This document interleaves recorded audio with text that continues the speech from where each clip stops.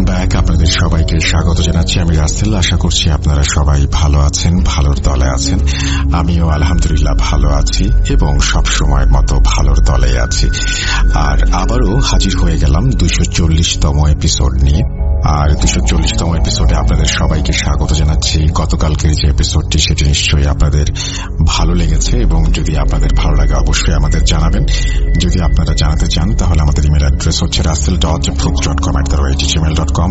আপনার নাম, ঠিকানা এবং ফোন নাম্বার সহ আপনার জীবনে ঘটে যাওয়া বা আপনার জানা সেরা ঘটনা লিখে পাঠিয়ে দিন আমাদের কাছে। ঘটনার শুরুতে অবশ্যই উল্লেখ করুন যে ঘটনাটি আপনি স্টুডিওতে এসে শেয়ার করতে চান নাকি আপনি চান আপনার ঘটনা আমরা পড়ে শোনাই। যারা দেশের বাইরে রয়েছেন তারা সরাসরি অডিও ক্লিপ পাঠাতে পারেন বা লিখেও পাঠাতে পারেন ঘটনা। আমরা চলে যাব আমাদের প্রথম ঘটনায়। আশা করছি ঘটনাটি আপনাদের ভালো লাগবে। যেভাবে লেখা আছে আমি সেভাবেই শুরু করছি। আসসালামু আলাইকুম রাসেল ভাই। ওয়ালাইকুম সালাম। ভালোর দলের মানুষ আপনি, তাই আমি জানি আপনি ভালো আছেন। ভূত.com পাঠানো এটা আমার তৃতীয় ঘটনা। আগের দুটি ঘটনা আপনি সিলেক্ট করেননি, কেন করেননি জানতে চাই না। এখানে একটু বলে রাখি, আগের ঘটনা হয়তো আমরা সিলেক্ট করেছিলাম, আপনি হয়তো মিস করতে পারেন। যদি আপনি ভালো লেখেন তাহলে সিলেক্ট না করার কোনো কারণ নেই। যাক, তিনি লিখছেন, কারণ আমি জানি সাবিত, সিফাত, তানভীর, তুষার ভাইদের এত ভালো মানের ঘটনার সামনে আমার ঘটনা দুটি কিছুই ছিল না। কিন্তু আমার মনে প্রবল আশা রাসেল ভাইয়ের কণ্ঠে নিজের পাঠানো একটা ঘটনা শোনার। তাই আমি ঘটনা সংগ্রহ করতে থাকি। সংগ্রহের এক পর্যায়ে এমন একটা ঘটনা পাই যেটা আমার খুব পছন্দ হয়। এত কথার মাঝে নিজের পরিচয় দিতেই ভুলে গেছি। আমি মোহাম্মদ কামরুজ্জামান বলছি নওগাঁ থেকে। আমার পক্ষে স্টুডিওতে গিয়ে ঘটনা বলা সম্ভব না, তাই ঘটনাটি সিলেক্টেড হলে পড়ে শোনানোর অনুরোধ রইল।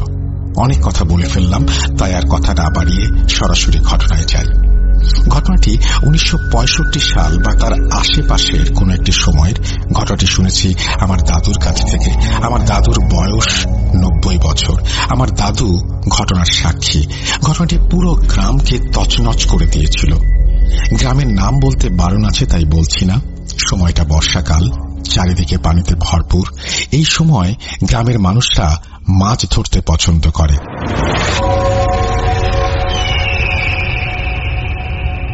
ঘটনাটা যেই গ্রামের, সেই গ্রামে একটা লোক থাকত, তার নাম আতামিয়া। আতামিয়া মাছ ধরতে খুব ভালোবাসতেন। 10 বছর বয়সী একটা ছেলে ছিল, নাম আতাউর। আতামিয়া প্রায় প্রতি রাতেই মাছ ধরতে যেতেন, সাথে করে তিনি তার ছেলেকেও নিয়ে যেতেন। ঘটনাটা যেদিন শুরু সেদিন ছিল পূর্ণিমার রাত। চারিদিক চাঁদের আলোয় আলোকিত। আতামিয়া ও তার ছেলে আতাউর পূবের বিলে মাছ ধরতে গিয়েছিল। বলে রাখা ভালো, গ্রামের পূর্ব দিকে যে বিল ছিল তাকে সবাই পূবের বিল বলত। আতাউর নৌকার উপরে বসেছিল আর আতামিয়া পেতে রাখা জাল টেনে তুলছিল। এমন সময় আতাউরের কানে একটা শব্দ আসে। হঠাৎ পানি যদি খুব নাড়াচাড়া করে যেরকম শব্দ হয়, সেই রকম একটা শব্দ। আতাউর প্রথমে শব্দটা আমলে নেয়নি, কারণ তার বাবাই তো জাল টেনে তুলছে, সেখানে থেকে হয়তো শব্দটা আসছে। কিন্তু পুনরায় শব্দটা কানে আসে। এরপর তার মনে হতে থাকে শব্দটা অনেক দূর থেকে আসছে, কারণ শব্দটা কাছ থেকে আসলে অনেক জোরে শোনা যেত, কিন্তু শব্দটা অনেক ধীরে ধীরে শোনা যাচ্ছে। তার মানে শব্দের উৎসটা অনেক দূরে। আতাউর তার বাবাকে বলল, বাবা, তুমি কোনো শব্দ শুনতে পাচ্ছ? না তো, আমি কোনো শব্দ শুনতে পাচ্ছি না। তুই কি শুনতে পাচ্ছিস? আমি পানি নাড়াচাড়া করার শব্দ পাচ্ছি। তাই শুনে আতামিয়া হেসে বলে, ধুর বোকা ছেলে, আমি তো পানি নাড়াচাড়া করছি, তুই হয়তো এটার শব্দ পাচ্ছিস। আতাউর আর কোনো কথা বাড়ায় না। আজ তার বাবা ঠিকই বলেছে, হয়তো মনের ভুল হচ্ছে। বেশ কিছু সময় এভাবে কেটে যায়, আর কিছুই ঘটেনি। এই সময়ের মধ্যেই আতামিয়া তার সব জাল গুটিয়ে নেয়। চলে আসবে এমন সময় আবার শোনা যায়। এবার বাবা ছেলে দুজনেই শুনতে পায়। এবার মনে হচ্ছে শব্দটা তাদের দিকে এগিয়ে আসছে। তারা পেছনের দিকে ঘুরে তাকায় এবং দেখতে পায় এক বিভৎস দৃশ্য। তারা দেখে একটি প্রাণী পানির ওপর দিয়ে হেঁটে তাদের দিকে এগিয়ে আসছে।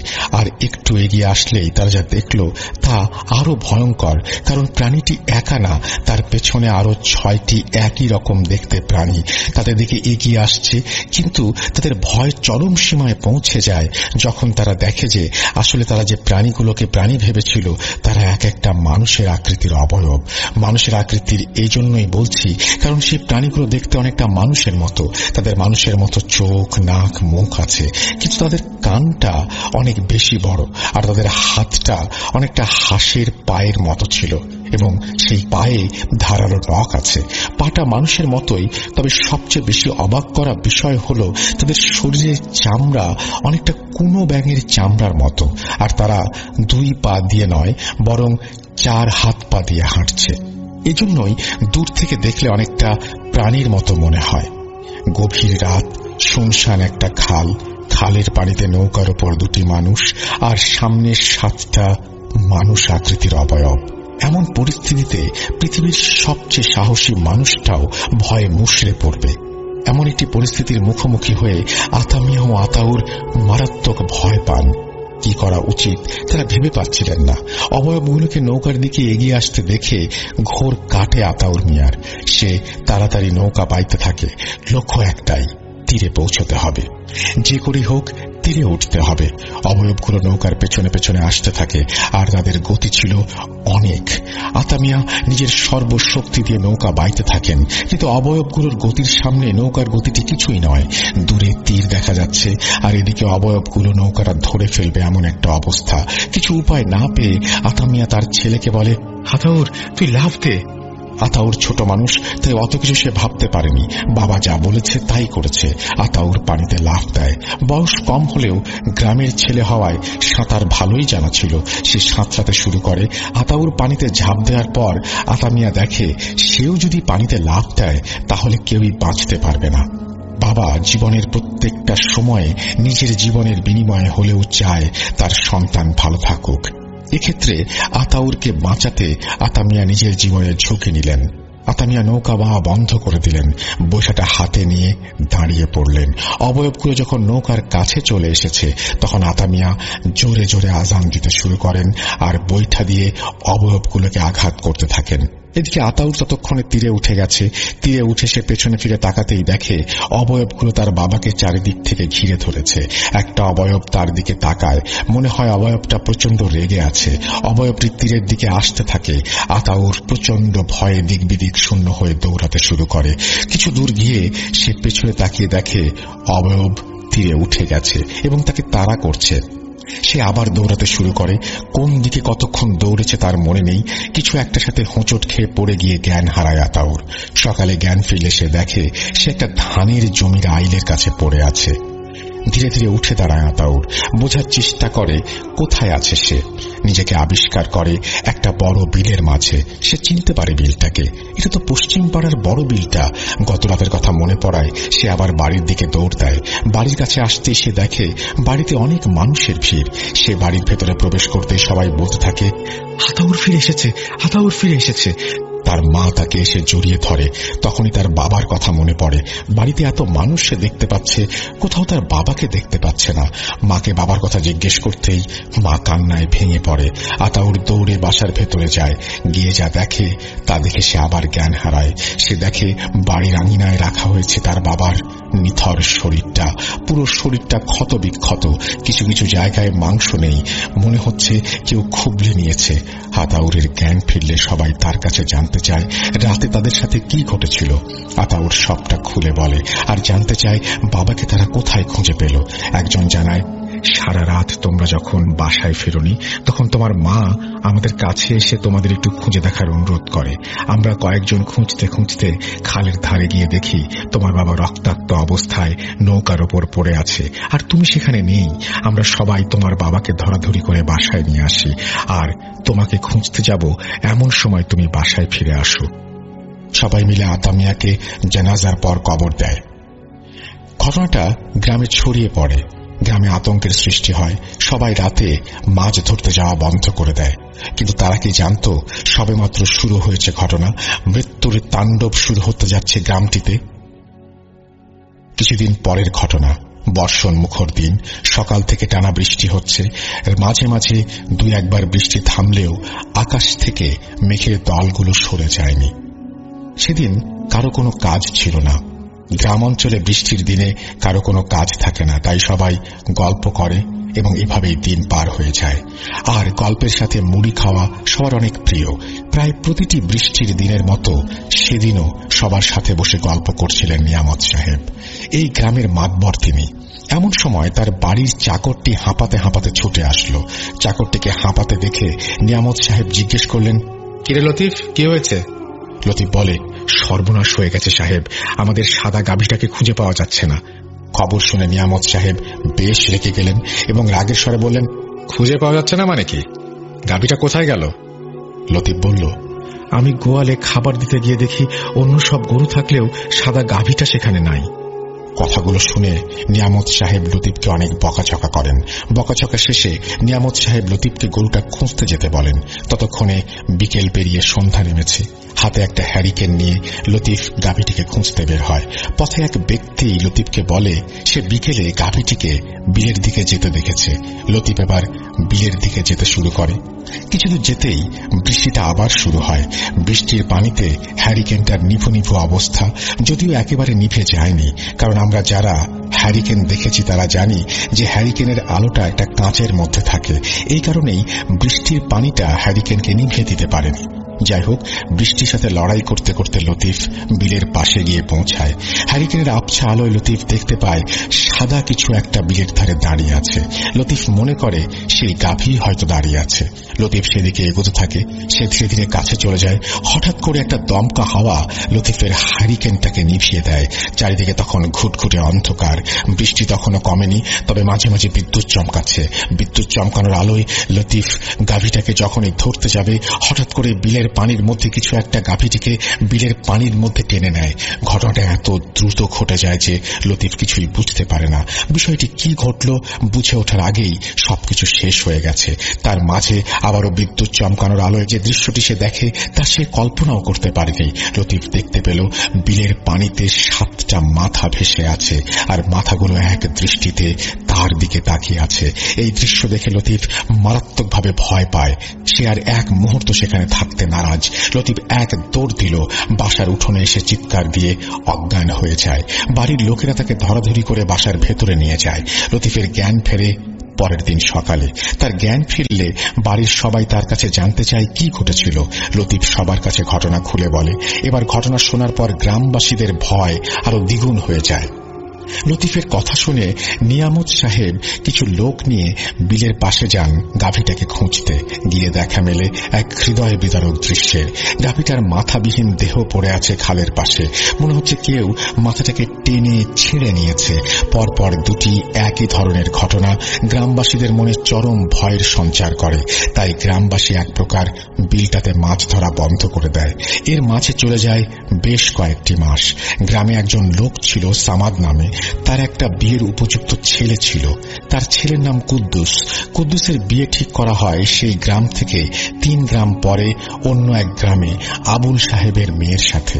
একদিন ভালো দিন দেখে তাদের বিয়ে দেয়া হয়। এবারে ঘটনাটি ঘটে বিয়ের 15 দিন পরে। সেদিন আবুল সাহেবের মেয়েকে দেখার ইচ্ছে হচ্ছিল, তাই আবুল সাহেব সিদ্ধান্ত নেন মেয়েকে দেখতে মেয়ের বাসায় যাবেন। যেমন চিন্তা তেমনই কাজ। পড়ন্ত বিকেলে আবুল সাহেব তার ছোট ভাইকে সঙ্গে নিয়ে মেয়ের বাসার উদ্দেশ্যে রওনা দেন। সঙ্গে নেন মিষ্টি, ফল, পিঠা আর মাছ। তখনকার যাতায়াত ব্যবস্থা সম্পর্কে আমরা সবাই কম বেশি জানি। তখন পায়ে হেঁটে চলাচলটাই একমাত্র মাধ্যম। আবুল সাহেবরা যখন তার মেয়ের গ্রামে প্রবেশ করেন তখন প্রায় রাত 10টা। তারা সেই বিলের পাশ দিয়ে হেঁটে যাচ্ছেন। এমন সময় তাদের কানে পানি নাড়াচাড়া করার শব্দ আসে। প্রথম দিকে তারা এটাকে গুরুত্ব দেননি, কিন্তু ক্রমশ শব্দটা বাড়তে থাকে। তাদের কাছে টর্চ, হ্যারিকেন কিছুই ছিল না। আকাশে হালকা চাঁদের আলো ছিল, তাতে পথ মোটামুটি স্পষ্ট দেখা যাচ্ছিল। পানির নাড়াচাড়ার শব্দ বন্ধ হয়ে যায়, কিন্তু শুরু হয় এক নতুন শব্দ। শব্দটা এখন মাটির সাথে কোনো কিছু ঘষে ঘষে চললে যেমন শব্দ হয় তেমন। এবার তারা পেছনে ফিরে তাকায় এবং দেখতে পায় তাদের জীবনের সবচেয়ে ভয়ঙ্কর দৃশ্য। তারা দেখে প্রাণীর মতো সেই অবয়বগুলো তাদের পেছন পেছন আসছে। চোখ দুটো টকটক টকটকে লাল রঙের। এই দৃশ্য দেখে আবুল সাহেব ও তার ভাই এক দৌড় দেন। কে কোন দিকে দৌড় দিয়েছেন জানেন না।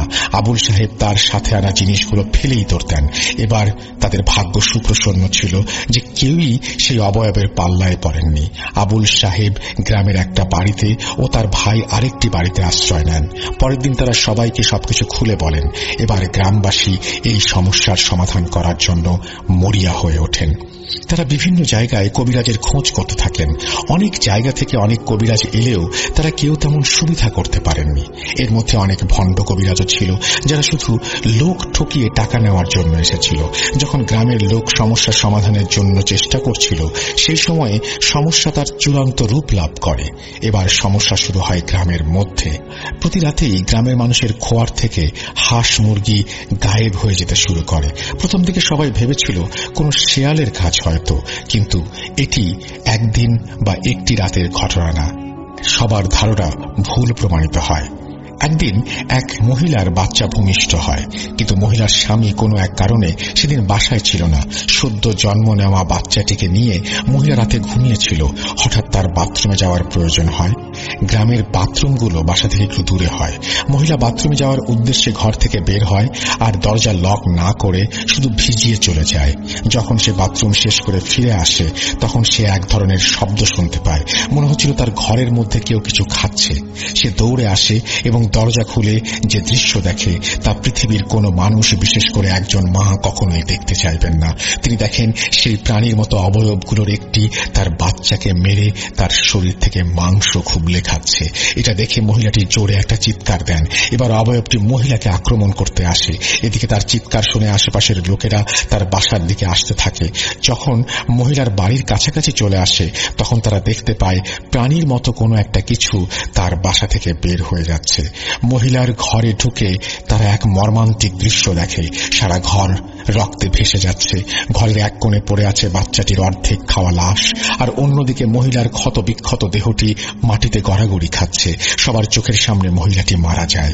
এই ঘটনার পর পুরো গ্রামে নেমে আসে শোকের কালো ছায়া। এরপর গ্রামের মানুষ একটা সভার আয়োজন করে এবং সিদ্ধান্ত নেয় যতদিন না একটা ভালো কবিরাজ পাওয়া যায় ততদিন রাতে কেউ বাড়ির বাইরে যাবে না। অনেক খোঁজাখুঁজি শেষে এক কবিরাজের সন্ধান পাওয়া গেল, যিনি এই গ্রাম থেকে 5 গ্রাম দূরে একটা গ্রামে থাকেন। গ্রামের সবাই তাকে নিয়ে তাদের সমস্যার কথা জানালেন। সব শুনে কবিরাজ বললেন, আমি আপনাদের গ্রামে গিয়ে এক রাত থাকব, তারপর আমি বলতে পারবো আমার পক্ষে এই সমস্যার সমাধান করা সম্ভব কিনা। আমি আগামী বৃহস্পতিবার আপনাদের গ্রামে গিয়ে এক রাত থাকব। যেই কথা সেই কাজ। বৃহস্পতিবার কবিরাজ সন্ধ্যার ঠিক আগে গ্রামে এসে উপস্থিত হন। যথা নিয়মে রাত নামে আর কবিরাজ তার থাকার জায়গা ঠিক করে ফেলেন সেই বিলের ধারে একটা গাছের নিচে। সেই রাতটা গ্রামবাসী নির্ঘুম পার করে দেয়। ভোর হতেই ছুটে যায় কবিরাজের কাছে কবিরাজের মতামত শুনতে। কবিরাজ বলে, গত রাতে আমি এই গাছটার নিচে বসেই আমার আসন করেছিলাম। রাত কত হবে জানি না, 1টা কি 2টা, তখন দেখি পানির মধ্যে দিয়ে একটা কিছু আমার দিকে এগিয়ে আসছে। যেহেতু আমি আপনাদের কাছ থেকে সবকিছু শুনেছি তাই আমার আর বুঝতে বাকি রইল না জিনিসগুলো কি। আমি তখন দোয়া পড়ে আমার চারিদিকে গোল একটা দাগ দিয়ে তার মাঝখানে বসি। একে একে জিনিসগুলো পানি থেকে উঠে আসে। 7টা প্রাণী আমাকে ঘিরে ফেলে চারিদিক থেকে, কিন্তু গোল দাগটার কারণে আমার কাছে আসতে পারছিল না। আসলে জিনিসগুলো কি কবিরাজ সাহেব? এক গ্রামবাসী প্রশ্ন করেন। তখন কবিরাজ বলেন, এগুলো এক ভয়ঙ্কর প্রজাতির জিন, যাদের মধ্যে ভালো মন্দ কোনো জ্ঞান নেই। আমাদের এখন কি করা উচিত কবিরাজ সাহেব? গ্রামের মাতবর সাহেব জানতে চাইলেন। সত্যি কথা বলতে আমরা কিছুই করতে পারবো না। এরা প্রচন্ড শক্তিশালী জিন, যারা আল্লাহকে ভয় করে না। এক কথায় এরা কাফির জিন। এদের বিরুদ্ধে কিছু করতে গেলে হিতে বিপরীত হতে পারে। কবিরাজ বললেন। গ্রামবাসী কথাটা শুনে ভয়ঙ্কর রকমের হতাশ হল আর বলতে থাকলো, তাহলে এই গ্রাম আর টিকলো না, সবাইকে মেরে ফেলবে। গ্রামবাসীর মুখের দিকে তাকিয়ে কবিরাজ হয়তো তাদের মনের অবস্থা বুঝতে পেরেছিলেন। তাই তিনি সবার উদ্দেশ্যে বলেন, তবে আপনাদের ভয় পাওয়ার প্রয়োজন নেই। এই জিনগুলো এক জায়গায় বেশি দিন থাকে না। আর কিছুদিনের মধ্যেই হয়তো এরা আপনাদের গ্রাম ছেড়ে দেবে, কারণ এখানে এসে এদের অনেক দিন হয়ে গেছে। তাই আর দিন 10 মতো সাবধান থাকবেন। আশা করি সমস্যার সমাধান হয়ে যাবে। এই কথা শুনে গ্রামবাসীর দেহে প্রাণ ফিরে আসলো। অবশেষে কবিরাজের কথা সত্যি করে 11তম দিন থেকে সব সমস্যার সমাধান হয়ে গেল। রাসেল ভাই, এই ছিল ঘটনা। ভালো লাগলে পড়ে শোনাবেন। আমি পড়ে শোনালাম আপনার ঘটনা। আশা করছি এই ঘটনাটি আপনাদের ভালো লেগেছে।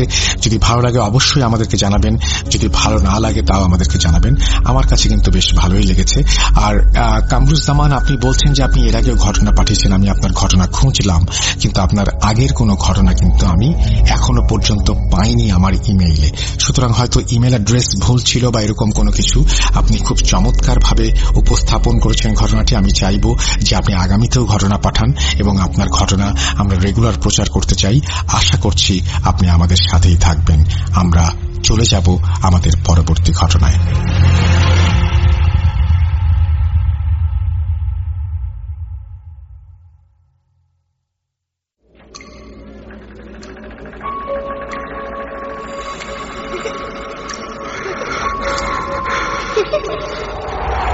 লুকোচুরি খেলে লুকোচুরি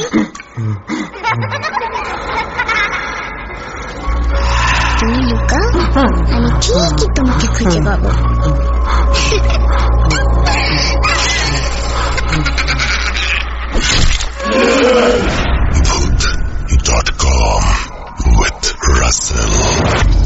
ওয়েলকাম ব্যাক। আপনাদের সবাইকে আরো একবার স্বাগত জানাচ্ছি। আমি রাসেল। আশা করছি আপনারা সবাই ভালো আছেন, ভালোর দলে আছেন।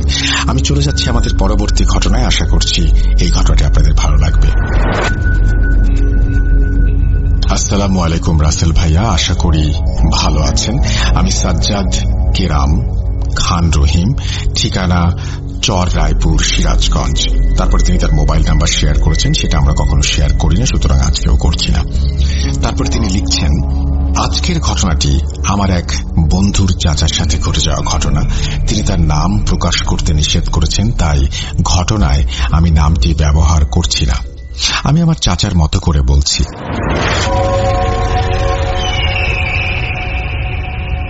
আমি তখন ঢাকাতে চাকরি করতাম। তখন একবার বাড়িতে এসে বাজারের একজন রিকশাওয়ালাকে জিজ্ঞেস করেছিলাম, মামা বটপুর যাবেন? আমার কথা শুনে রিকশাওয়ালার চোখ বড় বড় হয়ে গেল। শুধু তার নয়, আশেপাশে থাকা সকল রিকশাওয়ালা অবাক হয়ে আমার দিকে তাকিয়ে আছে। তবে আমার মনোযোগ সামনে থাকা রিকশা চালকের দিকে। নিজের চোখ দুটি বিশাল বড় বড় করে তাকিয়ে আছে। এভাবে তাকিয়ে আছেন কেন? যাবেন কিনা বলুন। রিকশাওয়ালা হক চকিয়ে গেল। নিমেষেই নিজেকে সামলে নিয়ে ভয় ভয় কণ্ঠে বলল, না মামা, ওদিকে যাওয়া যাবে না, সমস্যা আছে। দিনের আলো থাকলে আপনাকে নিয়ে যেতাম, এখন রাত 10টার উপরে বাজে, এত রাতে যেতে পারবো না। এটি বলে রিকশাওয়ালা তার রিকশা নিয়ে চলে গেলেন। আশেপাশে থাকা আরো রিকশাওয়ালাদের যাওয়ার কথা বলতেই তারাও না করে দিয়ে চলে গেলেন। গ্রামের বাজারের ভেতরে দাঁড়িয়ে আছি প্রায় 30 মিনিটের মতো। আগামীকাল ঈদ। পুরো বাজারে মানুষের কোলাহল।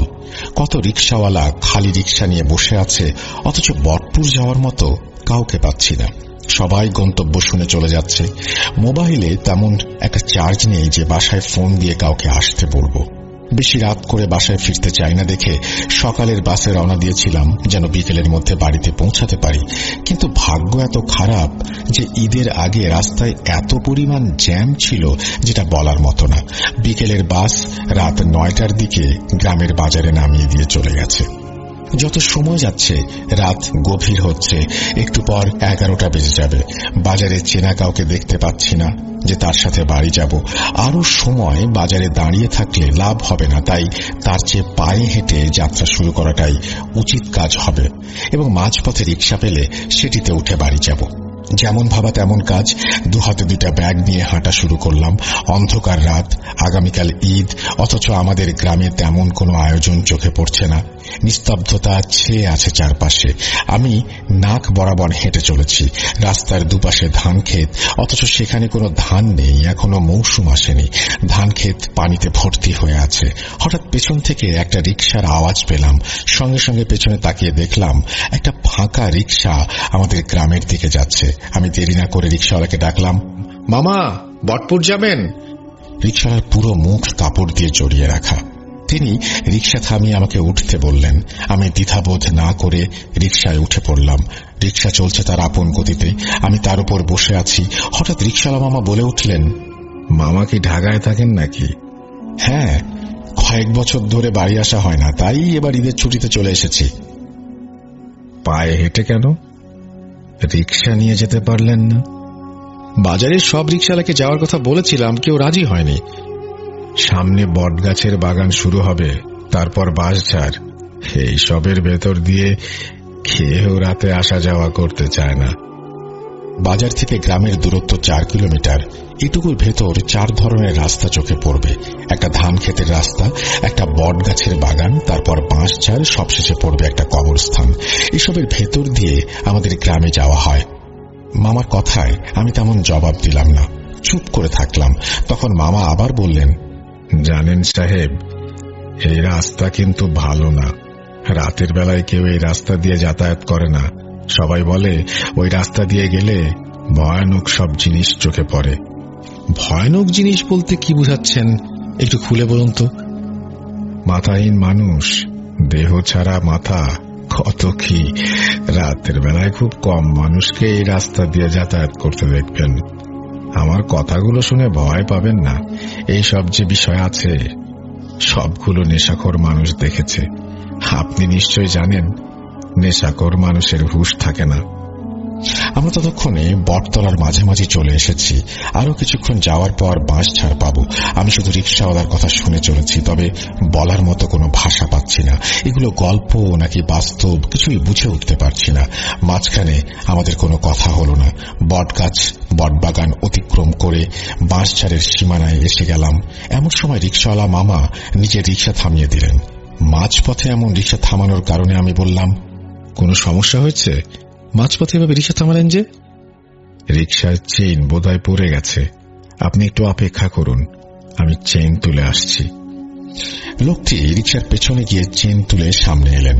তারপর রিকশার সামনে দাঁড়িয়ে করুণ সুরে বললেন, সাহেব, আপনি শিক্ষিত মানুষ, আপনাকে আমি একটি মূল্যবান জিনিস দেব।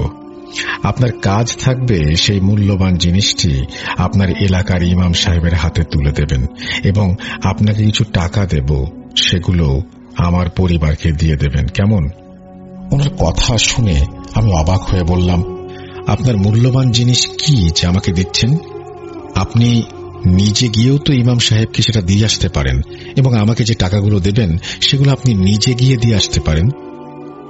সাহেব, আমার পক্ষে যাওয়া সম্ভব না দেখে আপনাকে অনুরোধ করছি, এই টাকাগুলো আগে নিন।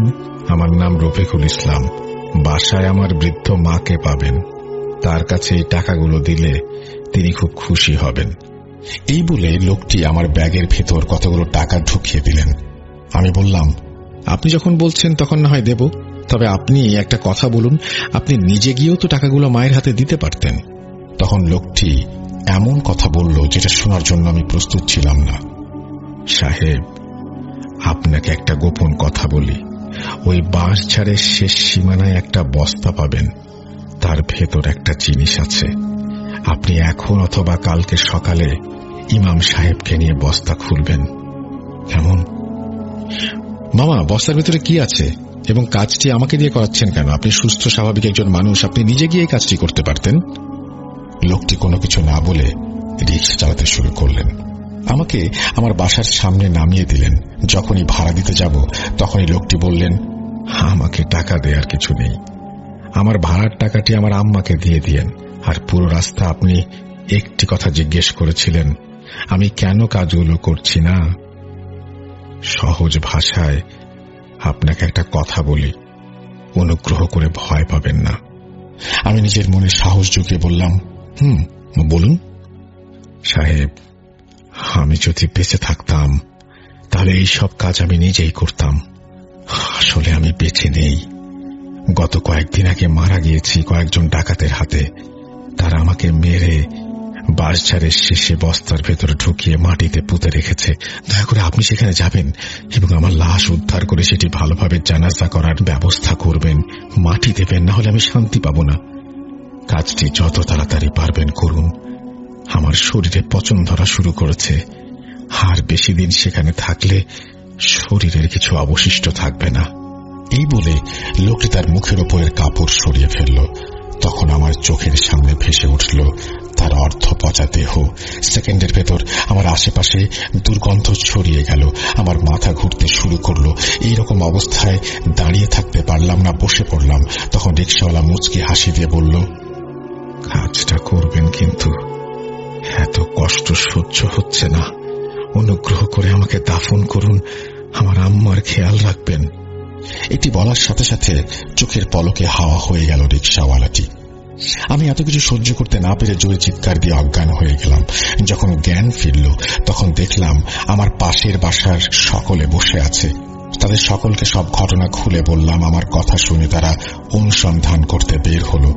আশ্চর্যজনকভাবে বাঁশঝাড়ের একদম শেষে রফিকুল ইসলাম নামে একজন রিকশা চালকের মৃতদেহ পাওয়া গেল। মুহূর্তের ভেতর খবরটি আশেপাশের এলাকায় ছড়িয়ে পড়ল এবং সাথে সাথে বেরিয়ে এলো রফিকুল ইসলামের মা। নিজের ছেলেকে দেখে অনেকক্ষণ কান্না করলেন। তারপর এলাকাবাসী মিলে তার দাফনের ব্যবস্থা করলেন। ঈদের নামাজের পরে তার দাফন করা হলো। তার এক সপ্তাহ পর নিজের ব্যাগ গুছিয়ে রাখছিলাম, এমন সময় কয়েক হাজার টাকা পেলাম। টাকাগুলো দেখে মনে পড়ে গেল এগুলো রফিকুল ইসলামের টাকা, মানে রিকশা চালক ব্যাগে ঢুকিয়ে দিয়েছিলেন। আমি ভেবেছিলাম ওগুলো স্বপ্ন ছিল। টাকাগুলো দেখে সব ভুল প্রমাণিত হলো। টাকাগুলো মায়ের হাতে তুলে দিয়ে আসতে হবে। রাত 8টার দিকে রফিকুল ইসলামের মায়ের কাছে তার ছেলের দেয়া টাকাগুলো দিয়ে বাড়ি ফিরছিলাম। এমন সময় একটি ফাঁকা রিকশা এসে আমার পাশে দাঁড়ালো। আমাকে সাহায্য করার জন্য ধন্যবাদ। আপনার জন্য আমার জীবনের শেষ ইচ্ছাগুলো পূরণ হলো। এখন আমি এই যন্ত্রণা থেকে মুক্তি পেলাম। আমি পাশে তাকিয়ে দেখলাম কেউ নেই, কোনো রিকশাও নেই। তখনই কোথা থেকে যেন উত্তর এলো, আমাকে খুঁজে লাভ নেই, আপনার মনের ভুল। আপনি বাসায় চলে যান, এই রাস্তা একদম ভালো না, বিশেষ করে রাতে কাউকে এই রাস্তা দিয়ে যাতায়াত করতে দিবেন না এবং নিজেও করবেন না। আমার কথা অমান্য করলে নিজের জীবন চলে যেতে পারে। মনে মনে দোয়া দরুদ পড়ে সমস্ত শক্তি দিয়ে বাড়ির দিকে দৌড় দিলাম। আগে নিজে বাঁচি, তারপর অন্য সবকিছু দেখা যাবে।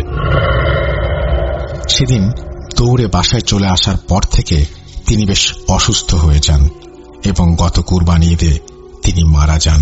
আপনারা সবাই তার জন্য দোয়া করবেন। এই ছিল আমার বন্ধুর চাচার সাথে ঘটে যাওয়া ঘটনা। এটা তিনি শেয়ার করেছেন। আমি ঠিকানা সবকিছুই দিলাম, কারণ আপনারা সব ঘটনা পাঠানোর পরেই গত সপ্তাহে আমি দেখেছি যে অনেক ঘটনা নিয়ে অনেক কথা আসছে। একটা ঘটনা সত্য প্রমাণ করাটা আমার জন্য যেমন কঠিন, আপনার জন্য কিন্তু মিথ্যা প্রমাণ করাটাও কঠিন, তাই না? কিন্তু এই যে আজকে এই মুহূর্তে যে ঘটনাটা বললাম, এরকম একটি ঘটনা আমি অনেকদিন আগে ভূত এফএমে বলেছিলাম। সেটা ছিল একজন ডক্টরের সাথে ঘটেছিল এই ঘটনাটি। ডাক্তার সাহেবের, আমার যতদূর মনে পড়ে, এখনো পরিষ্কারভাবে আমার মনে নাই অত কিছু, কিন্তু ডাক্তার সাহেবের কোন একটা পেশেন্টের ঘটনা, মৃত্যু পথযাত্রী একজন পেশেন্ট, নাকি মারা গেছেন এরকম একজন পেশেন্ট, তিনি একজন ডক্টরের কাছে, তার মার কাছে, তার পরিবারের কাছে খবর পৌঁছে দিতে বলেছিলেন। এরকম একটা ব্যাপার আমি শুনেছিলাম। সুতরাং এই জিনিসগুলো কি, মানে যে মানুষটি মারা গেছেন তার আত্মীয় স্বজন কারো পক্ষে কি এটা আসলে মানে এরকম ধরনের কোনো তথ্য দেওয়া সম্ভব? আমি ঠিক জানি না। আমি আসলেই মানে অনেক কিছু আমি হয়তো মানে আপনাকে বলেও বোঝাতে পারবো না। যে আমার কাছে এখনো মনে হয় যে আমি সামনাসামনি যে মানুষগুলোকে দেখতাম, তারা যখন ঘটনা বলতেন তাদের মধ্যে যে আমি শিহরণ দেখতাম, কারো কারো গুজবাম্প হয়, এই জিনিসগুলো দেখার পরে আমার মনে হতো যে না, আমার সামনে বসে আছেন যে মানুষটি, তার তো আসলে আমাকে ভুল কোনো কিছু বলে কোনো লাভ নেই। হ্যাঁ, এর মধ্যেও এলোমেলো অনেক ঘটনা পেয়েছি। এর মধ্যে অনেকে মানে কি বলবো যে আমাদের কাছে সত্য ঘটনা হয়তো প্রকাশ করেনি, সেগুলো আমরা খুব সযত্নে বাদ দিয়ে দিয়েছি। একদমই আমরা সেই ঘটনাগুলোকে প্রশ্রয় দেইনি। তো যাই হোক, এই সত্য মিথ্যা বিচারের ভারও আমার না, এবং এই বিচার বা এই বিশ্লেষণ যদি আপনি করতে চান তাহলে আপনি করতে পারেন এবং আমাকেও আলোকিত করতে পারেন আপনার ভাবনা দিয়ে। সেটা নিয়ে কোনো সন্দেহ নেই, সমস্যাও নেই। আর আমি যেটা করব সেটা হচ্ছে পরবর্তী ঘটনায় যাব। আশা করছি এই ঘটনাটি আপনাদের ভালো লেগেছে। চলুন কথা না বাড়িয়ে পরবর্তী ঘটনায় যাওয়া যাক।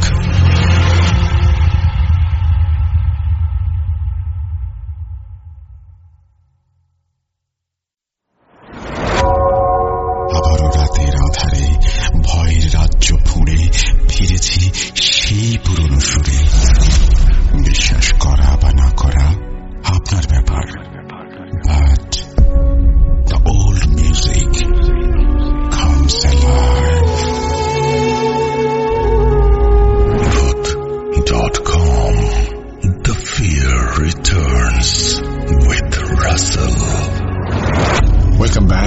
সবাইকে আরো একবার স্বাগত জানাচ্ছি। আমি রাসেল। আশা করছি আপনারা সবাই ভালো আছেন, ভালোর দলে আছেন। আমি চলে যাব আমাদের পরবর্তী ঘটনায়। আশা করছি এই ঘটনাটি আপনাদের ভালো লাগবে। যেভাবে লেখা আছে আমি সেভাবেই শুরু করছি। 26তম রোজায় ঘটে গেল এক মর্মান্তিক ঘটনা। আমার নাম শেজনু আহমেদ। আমি দিকপাই উপশহর জামালপুরে থাকি। তারপরে তিনি তার ফোন নাম্বার শেয়ার করেছেন। তারপরে তিনি বলেছেন, বর্তমানে জুয়েলারির ব্যবসা করি। আমি 2010 থেকে আপনাদের সাথে আছি, কিন্তু কখনো ঘটনা পাঠাইনি। এটাই আমার প্রথম ঘটনা। ভূত.com পাঠালাম। আমার ঘটনাটি পড়ে শোনানোর অনুরোধ রইল। ঘটনাটি ঘটেছিল জামালপুর জেলা, ইসলামপুর থানা, উত্তর সিরাজাবাদ একটি গ্রামে। ব্রহ্মপুত্র নদীর ঘটনা এটি। তাহলে শুরু করা যাক।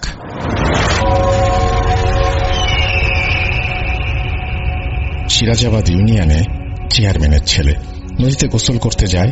তখন সময় ছিল 1:45। তার সাথে আরো কয়েকজন বন্ধুরাও ছিল। আর চেয়ারম্যানের ছেলের বয়স 20 কি 25 হবে। তার বন্ধুরাও তার সমবয়সী। তারা সবাই মিলে নদীতে গোসল করতে যায়। নদীর একপাশে তারা সবাই গোসল করছিল। তারা যখন গোসল করছিল তখন একটু দূরে ড্রেজার দিয়ে কিছু বাড়ি তোলা হচ্ছিল এবং সেখানে একটা গর্তের সৃষ্টি হয়েছিল। ছেলেগুলো সেই গর্তের পাশেই গোসল করছিল। গোসল করার এক পর্যায়ে তারা সবাই স্রোতে গা ভাসিয়ে দেয়। স্রোতে ভাসতে ভাসতে হঠাৎ করে তারা গর্তের পাশে চলে আসে। তারা জানত না এখানে গর্ত আছে। নদীতে খুব বেশি স্রোত ছিল না। অনেকক্ষণ সেখানে সাঁতার কাটে তারা। এক সময় তাদের মাঝে একজন তলিয়ে যাচ্ছে অতল পানির গভীরে। তা দেখে সবাই তাকে বাঁচাতে যায়। সবাই মিলে তাকে ওপরে টেনে তোলে, কিন্তু তাকে বাঁচাতে গিয়ে আরো দুজন সেখানে প্রায় ডুবে যাচ্ছিল। তাদেরকে বাঁচাতে যায় চেয়ারম্যানের ছেলে। তাদেরকে ওপরে টেনে তুলতে গিয়ে সে নিজেই অথই পানির গভীরে তলিয়ে গেল। কিন্তু সে খুব ভালো সাঁতার পারত। তারপরেও সেখান থেকে উঠতে পারল না। এই ঘটনা দেখে বন্ধুরা তাকে বাঁচাতে যায়। তার বন্ধুরা অনেক চেষ্টা করেও তাকে ওপরে তুলতে পারেনি। সে তলিয়ে যায় অথই পানির গভীরে। অনেক হইচই হয়। নদীর আশেপাশে লোকজন ছিল, তারাও চলে আসে। তাদেরকে সব ঘটনা খুলে বলা হয়। সবাই তাকে খুঁজতে পানিতে নেমে পড়ে। কেউ জাল টানছে, কেউ ডুব দিয়ে তাকে খুঁজছে, কিন্তু সব চেষ্টা বিফলে যাচ্ছে। যারা জাল ফেলছিল তাদের জাল কেটে যাচ্ছিল পানি থেকে, পুরোটা জাল আসছিল না। সবাই অনেক ভয় পেয়ে গেল। গ্রামের অনেক লোক চলে আসছে নদীর তীরে। ডুবুরিও চলে আসে। প্রথমে ডুবুরি যখন ডুব দেয় 10 মিনিট, 20 মিনিট, 30 মিনিট হয়ে গেল, ডুবুরি ওপরে ওঠে না। কিছুক্ষণ পর সে ওপরে উঠে আসে খালি হাতে। সে উঠে বলল, চেয়ারম্যান সাহেব কই? চেয়ারম্যান সাহেব তাদের কাছে দৌড়ে গেলেন। ডুবুরি চেয়ারম্যানের পায়ে লুটিয়ে পড়ে বলল, আমাকে মাফ করবেন, আমি আর ডুব দিতে পারবো না। আপনারা অন্য ডুবুরিকে খবর দেন আর একটা কবিরাজ সাথে নিয়ে আসেন। এই বলে তারা চলে যায়। কিন্তু এইসব কথা কেন বলল সেটা জানা গেল না। তাদের কথা মতো 2টা ডুবুরি আর একটা কবিরাজ নিয়ে আসা হলো। প্রথম ডুবুরি ডুব দিয়ে কিছুক্ষণ পরে সে উপরে উঠে আসে। তার চোখ মুখে একটা ভয়ের ছাপ ছিল। সবাইকে সে বলল, আমি অনেক মাছ দেখেছি, কিন্তু এত বড় মাছ আমি জীবনে দেখিনি। সে অনেক ভয় পেয়েছিল। সে ডুব দিবে না বলে জানালো। এদিকে আবার ইফতারের সময় হয়ে যাচ্ছে। অনেকে ইফতার করতে চলে যায়, সাথে ডুবুরিও ইফতার করতে চলে যায়। ইফতারের পর কবিরাজ নদীর তীরে ধ্যানে বসে। অনেকক্ষণ পর সে চেয়ারম্যান সাহেবকে বলল, আপনার ছেলে এখনো বেঁচে আছে, কিন্তু তারা আপনার ছেলেকে কিছুতেই ছাড়বে না। তাকে অনেকগুলো মৎস্য জিনে নিয়ে আটকে রেখেছে। এই মৎস্য জিনগুলো আপনার ছেলেকে কিছুতেই ছাড়ছে না। চেয়ারম্যান সাহেব কবিরাজকে বলল, আপনি কিছু একটা করেন। তখন কবিরাজ চেয়ারম্যানের স্ত্রীকে ডাক দিলেন। তার হাতে একটা বড় প্লেট দিলেন। সেই প্লেটে কলা, গ্লাস ভর্তি দুধ, আম, পেঁপে আরো অনেক কিছু ছিল, মানে যেটাকে বলা হয় ভোগ দেয়া। সেই প্লেটটি হাতে দিয়ে বললেন, এই প্লেটটা নদীতে ছেড়ে দেন। সেই প্লেটটি ভাসতে ভাসতে ওই গর্তের কাছে চলে গেল। কোনো দিকে নড়চড় হল না। ওই প্লেটটি তখনও ভাসছিল। আর কবিরাজ চেয়ারম্যানের স্ত্রীকে বসিয়ে দিলেন। বললেন, আপনার ছেলে যতক্ষণ না পানি থেকে উপরে উঠে আসে ততক্ষণ এখানেই বসে থাকবেন। এই কথা বলে কবিরাজ ধ্যানে বসল। কিছুক্ষণ পর ধ্যান ভাঙল কবিরাজের। সে বলল, আপনার ছেলেকে ছাড়তে রাজি হয়েছে, কিন্তু তাদেরকে জানের বদলে জান দিতে হবে, মানে একটা আস্ত গরু দিতে হবে। তবেই আপনার ছেলেকে তারা জীবিত ছেড়ে দেবে। সবার মুখে একটু আশার আলো ফুটে উঠল।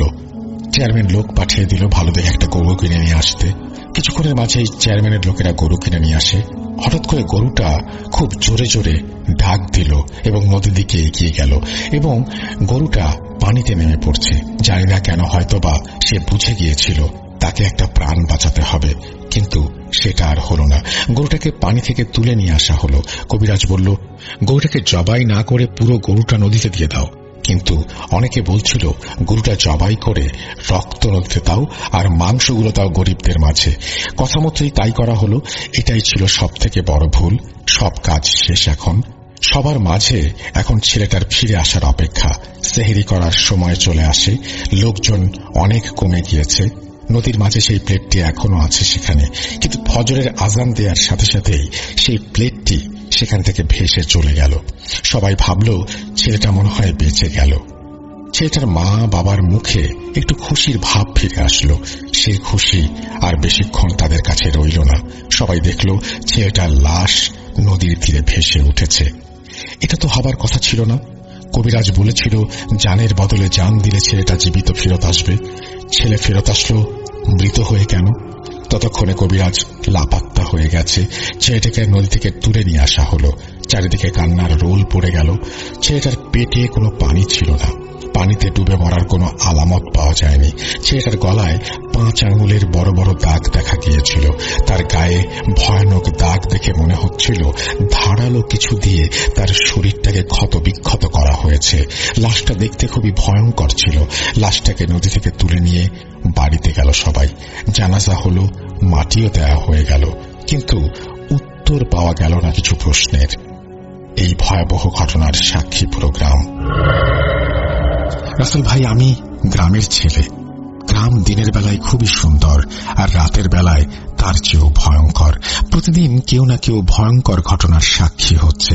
হয়তো ভালো করে গুছিয়ে লিখতে পারেনি, তাই ছোট ভাই হিসেবে ক্ষমা সুন্দর দৃষ্টিতে দেখবেন।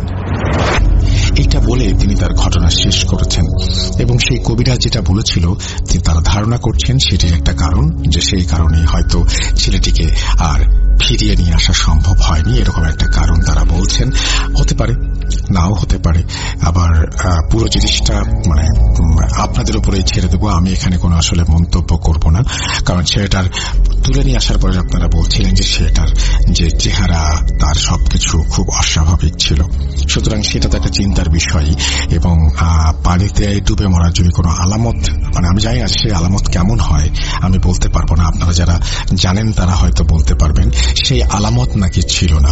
এই ব্যাপারটাকে আপনারা কিভাবে দেখছেন একটু কমেন্ট করে জানিয়ে দিন। আমি তাহলে খুবই খুশি হব। আমরা চলে যাব আমাদের পরবর্তী ঘটনায়। আশা করছি এই ঘটনাটি আপনাদের ভালো লাগবে। চলুন কথা না বাড়িয়ে ঘটনায় যাওয়া যাক।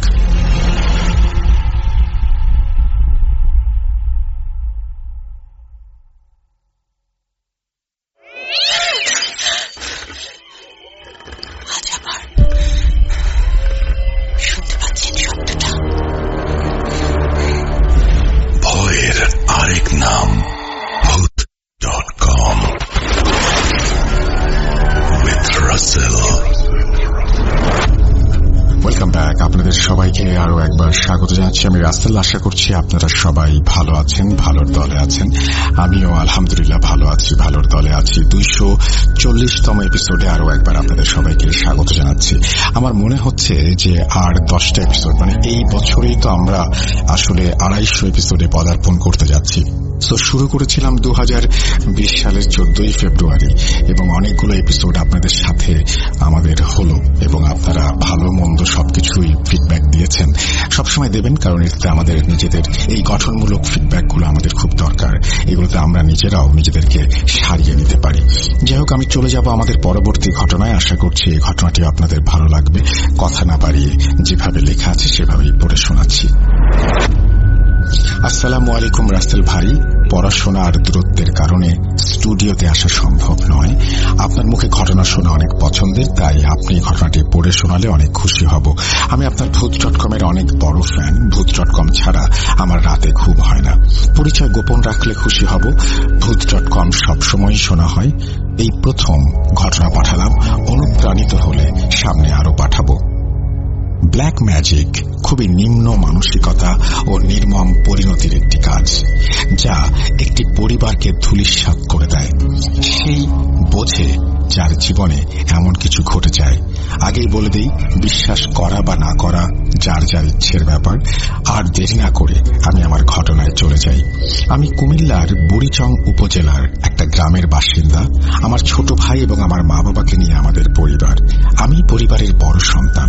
আমার বাবা প্রায় 15 বছর ধরে প্রবাসে বসবাস করেন। বাবার প্রবাসে বসবাসের কারণে আমরা অনেক আরাম ও আয়েশে জীবন অতিবাহিত করি। সুন্দর বাড়ি হতে শুরু করে, ভালো ধরনের সব হোম অ্যাপ্লায়েন্স দিয়ে সাজানো হয় ঘর। পাশাপাশি ভালো স্কুল কলেজেও আমরা 2 ভাই বোন লেখাপড়া করে আসছি, যা অনেকেরই হিংসার কারণ হয়ে দাঁড়ায়। 2019 সালে যখন ইন্টারমিডিয়েট প্রথম বর্ষে পড়ি, তখন আমার বাবা 6 মাসের ছুটিতে বাড়ি আসেন। কে জানত বাবার এই বাড়ি আসাটাই কাল হয়ে দাঁড়াবে।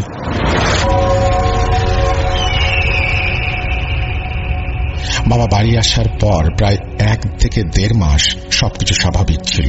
হঠাৎ একদিন রাত 1টা কি 2টার দিকে বাবা চিৎকার করে ওঠে। দৌড়ে বাবার রুমে গিয়ে দেখি বাবা অনবরত শ্বাস নিচ্ছেন। ওনার নাকি শ্বাস নিতে কষ্ট হচ্ছে, তার পাশাপাশি বলছে বুক জ্বালা করছে। বাবার চোখ উল্টে সাদা অংশ সামনে নিয়ে এসেছেন। এমন অবস্থা দেখে আমার ভাই গিয়ে গ্রামের ডাক্তার ডেকে নিয়ে আসে। ডাক্তার এসে কোনো সমস্যা ধরতে না পেরে বলছেন দ্রুত হাসপাতালে নিয়ে যেতে হবে। তৎক্ষণাৎ বাবাকে নিয়ে হাসপাতালে যাই আমরা। ইমার্জেন্সিতে বাবাকে দ্রুত অক্সিজেন দেয়া হয়। এই যাত্রায় বাবাকে ফিরিয়ে আনতে পারি আমরা। সকালে ডাক্তার আসলে সব টেস্ট করিয়ে ডাক্তার কোনো সমস্যাই বের করতে পারলেন না। সব টেস্টের রিপোর্টে বাবা একদম সুস্থ। তখন আমার আর আমার মায়ের বুঝতে বাকি রইল না কি হয়েছে বাবার সাথে। কি ভাবছেন সবাই? এত দ্রুত কি করে বুঝলাম বাবার কি হয়েছে? কারণটা তাহলে শুনুন। আমাদের বাড়ির একই উঠোনে আমাদের চাচা চাচিদের ঘর। ছোটকাল থেকেই দেখে আসছি চাচি জিন চালান দেন। অনেক মানুষ আসে চাচির কাছে এবং তারা সব নিজ সমস্যা নিয়ে আসে। তার পাশাপাশি চাচির আমাদের অবস্থার প্রতি সবসময় একটা হিংসা কাজ করত। আমাদের বুঝতে দেরি হলো না কে কি করেছে। তাও সন্দেহ ছিল, পাকাপোক্ত করে তার সবকিছু বলা সম্ভব ছিল না। যাই হোক, সেদিন বাবাকে নিয়ে আমরা বাসায় চলে আসি। কথায় আছে, কাঁটা দিয়ে কাঁটা তুলতে হয়। পরদিন বাবার অবস্থার কিছুটা উন্নতি হলো। আমি আর মা চলে যাই পাশের গ্রামে এক কবিরাজের কাছে। কবিরাজ সব সমস্যা শুনে বললেন পরের দিন আবার যেতে। পরের দিন আমি আর আমার মা আবার সেই কবিরাজের বাড়িতে যাই। তখন কবিরাজ আমাদের বললেন, শোনো মা, তোমরা যদি অনুমতি দাও তাহলে আমি সত্যিটা বলতে পারি। মায়ের অনুমতি পেয়ে কবিরাজ বললেন, ওনার ভাইয়ের স্ত্রী ওনাকে 2টো জিনকে মুক্তির প্রতিশ্রুতি দিয়ে এই কালো জাদু করেছে। সাথে একটা বাচ্চা সম্ভাব্য ছাগলের তাজা রক্ত ও 2টি মুরগির রক্ত দিয়ে এই কালো জাদু করা হয়েছে এবং কালো জাদু একমাত্র সেই ভাঙতে পারবে যে এই জাদু দিয়েছে। আমার দ্বারা এই কাজ সম্ভব না। একটা ছোট উপকার আমি করতে পারি। এই কথা বলে কবিরাজ থেমে গেলে মা কান্না জর্জরিত কণ্ঠে বলে উঠলেন, কি উপকার? কবিরাজ বললেন, এই জাদুর পেছনে কিছু শক্তিশালী তাবিজ পর্যায়ক্রমে ব্যবহার করা হবে। সেগুলি কোথায় কোথায় আছে আমি বলে দেব। তোমার রান্নাঘরের টিনের পশ্চিম চালে দেখবা একটা তাবিজ আছে। সেটা খুলে 10 বার ইন্নালিল্লাহ পড়ে এক নিঃশ্বাসে নদীতে ফেলে দিবা। এই তাবিজ সারাদিন সূর্যের তাপ গ্রহণ করে। এরপর রাতে তোমার স্বামীর শরীরে তার তাপ স্থানান্তর করে। আর খবরদার, এই তাবিজ খোলার সময় যেন তোমরা দুজন বাদে কেউ না দেখে। এই বলে কবিরাজ তার কথা শেষ করেন। কবিরাজকে তার হাত দিয়া বুঝিয়ে দিয়ে আমি আর মা কাঁদো কাঁদো মুখ নিয়ে বাড়িতে চলে আসি। বাড়ি এসে সন্ধ্যার পর মা রান্নাঘরের চাল থেকে তাবিজটা খোলেন এবং 10 বার ইন্নালিল্লাহ পড়ে নদীতে এক নিঃশ্বাসে ফেলে দিয়ে আসেন। তারপর বাবা কিছুদিন ভালোই ছিলেন। যেই বাবার প্রবাসে যাবার সময় ঘনিয়ে আসলো, বাবার মধ্যে আলাদা একটা পরিবর্তন চলে আসলো। তিনি কোনোভাবেই যাবেন না। কেউ কিছু বললে রকচটাভাবে মারধর করতে আসতেন। আমাকে আর আম্মুকে প্রায়ই হাত পা বেঁধে এক রুমে ফেলে রাখতেন। আমাদের না খেয়ে দিনের পর দিন কাটাতে হতো। কত কবিরাজ হুজুরের কাছে গিয়েছি, তাতে কোনো লাভ হয়নি। বাবার আর প্রবাসে যাওয়া হয়নি। আমাদের সুখের পরিবারে নেমে আসে অভাবের কালো ছায়া। বাবা দেশে কোনো ব্যবসা করতে চাইলেও একই অবস্থার সৃষ্টি হয়। এখন বাবা নিজেদের জমি জমা দেখাশোনা করে। কিছুদিন আগে বাবা অভাবে জর্জরিত হয়ে দেশের বাইরে যাবার পরিকল্পনা করেন। সবাই তাতে অনেক আনন্দিত হয়, কিন্তু এর দুদিন পরে এক রাতে বাবা হঠাৎ চিৎকার করে চোখ উল্টে নিজের গলা নিজেই খামচে রক্তাক্ত করে ফেলে।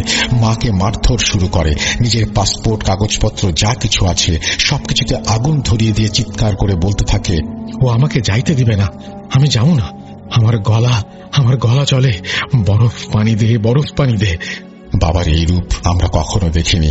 মা তৎক্ষণাৎ সেই কবিরাজকে ফোন দিলে কবিরাজ আমাদের ঘরের পেছনের বড় আম গাছটি কেটে ফেলার নির্দেশ দেন। পরের দিন পুরোটা গাছ কাটার পরে সবার চোখ কপালে উঠে যায়। গাছের ভেতর রক্তে ভেজা কাপড় দিয়ে মোড়ানো একটি মস্ত বড় তাবিজ। মা এটি দ্রুত আগের তাবিজের ন্যায় নদীতে ফেলে দিয়ে আসেন। বাবা এখন প্রায়ই রাত হলে এমন করে। একবার মৃত্যুর মুখ থেকে ফিরে আসেন। এখন আল্লাহই আমাদের শেষ ভরসা। ব্ল্যাক ম্যাজিক যে কতটা দুর্বিষহ, কতটা নির্মম, তা প্রত্যেকটা দিন আমাদের মনে করিয়ে দেয়। যারা এই সমস্ত কাজ করে তাদের জন্য আল্লাহ জাহান্নামের সর্বনিকৃষ্ট স্তর রেখেছেন। সুতরাং এই সব থেকে আমরা দূরে থাকি। লেখায় কোনো ভুল ত্রুটি হলে ক্ষমা সুন্দর দৃষ্টিতে দেখবেন। এরপরে তিনি তার পরিচয় দিয়েছেন, যেটি তিনি গোপন রাখতে বলেছেন। সুতরাং তার পরিচয় আমি গোপন রাখছি এবং তার পরিচয় প্রকাশ করছি না। আশা করছি এই ঘটনাটি আপনাদের ভালো লেগেছে। যদি ভালো লাগে অবশ্যই আমাদের জানাবেন, যদি ভালো না লাগে সেটাও আমাদেরকে জানাবেন। আমরা চলে যাব আমাদের পরবর্তী ঘটনায়।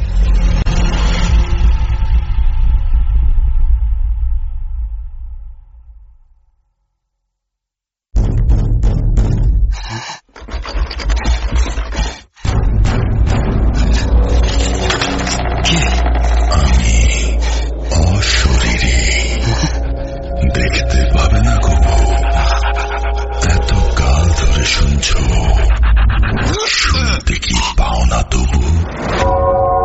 আমি রাসেল আবারও রাতের আধারে ভয়ের রাজ্য ফুঁড়ে ফিরেছি সেই পুরনো সুরে। বিশ্বাস করা বা না করা আপনার ব্যাপার, but the old music comes alive. Voot.com. The fear returns with Russell. Welcome back. আপনাদের সবাইকে স্বাগত জানাচ্ছি। আমি রাসেল। আশা করছি সবাই ভালো আছেন, ভালোর দলে আছেন। চমৎকার সব ঘটনা শুনছি আমরা আজকে। এখন সময় হলো অডিও ক্লিপে যাওয়ার। কথা না বাড়িয়ে আমরা চলে যাব আমাদের আজকের প্রথম অডিও ক্লিপটিতে। চলুন শুনে আসি।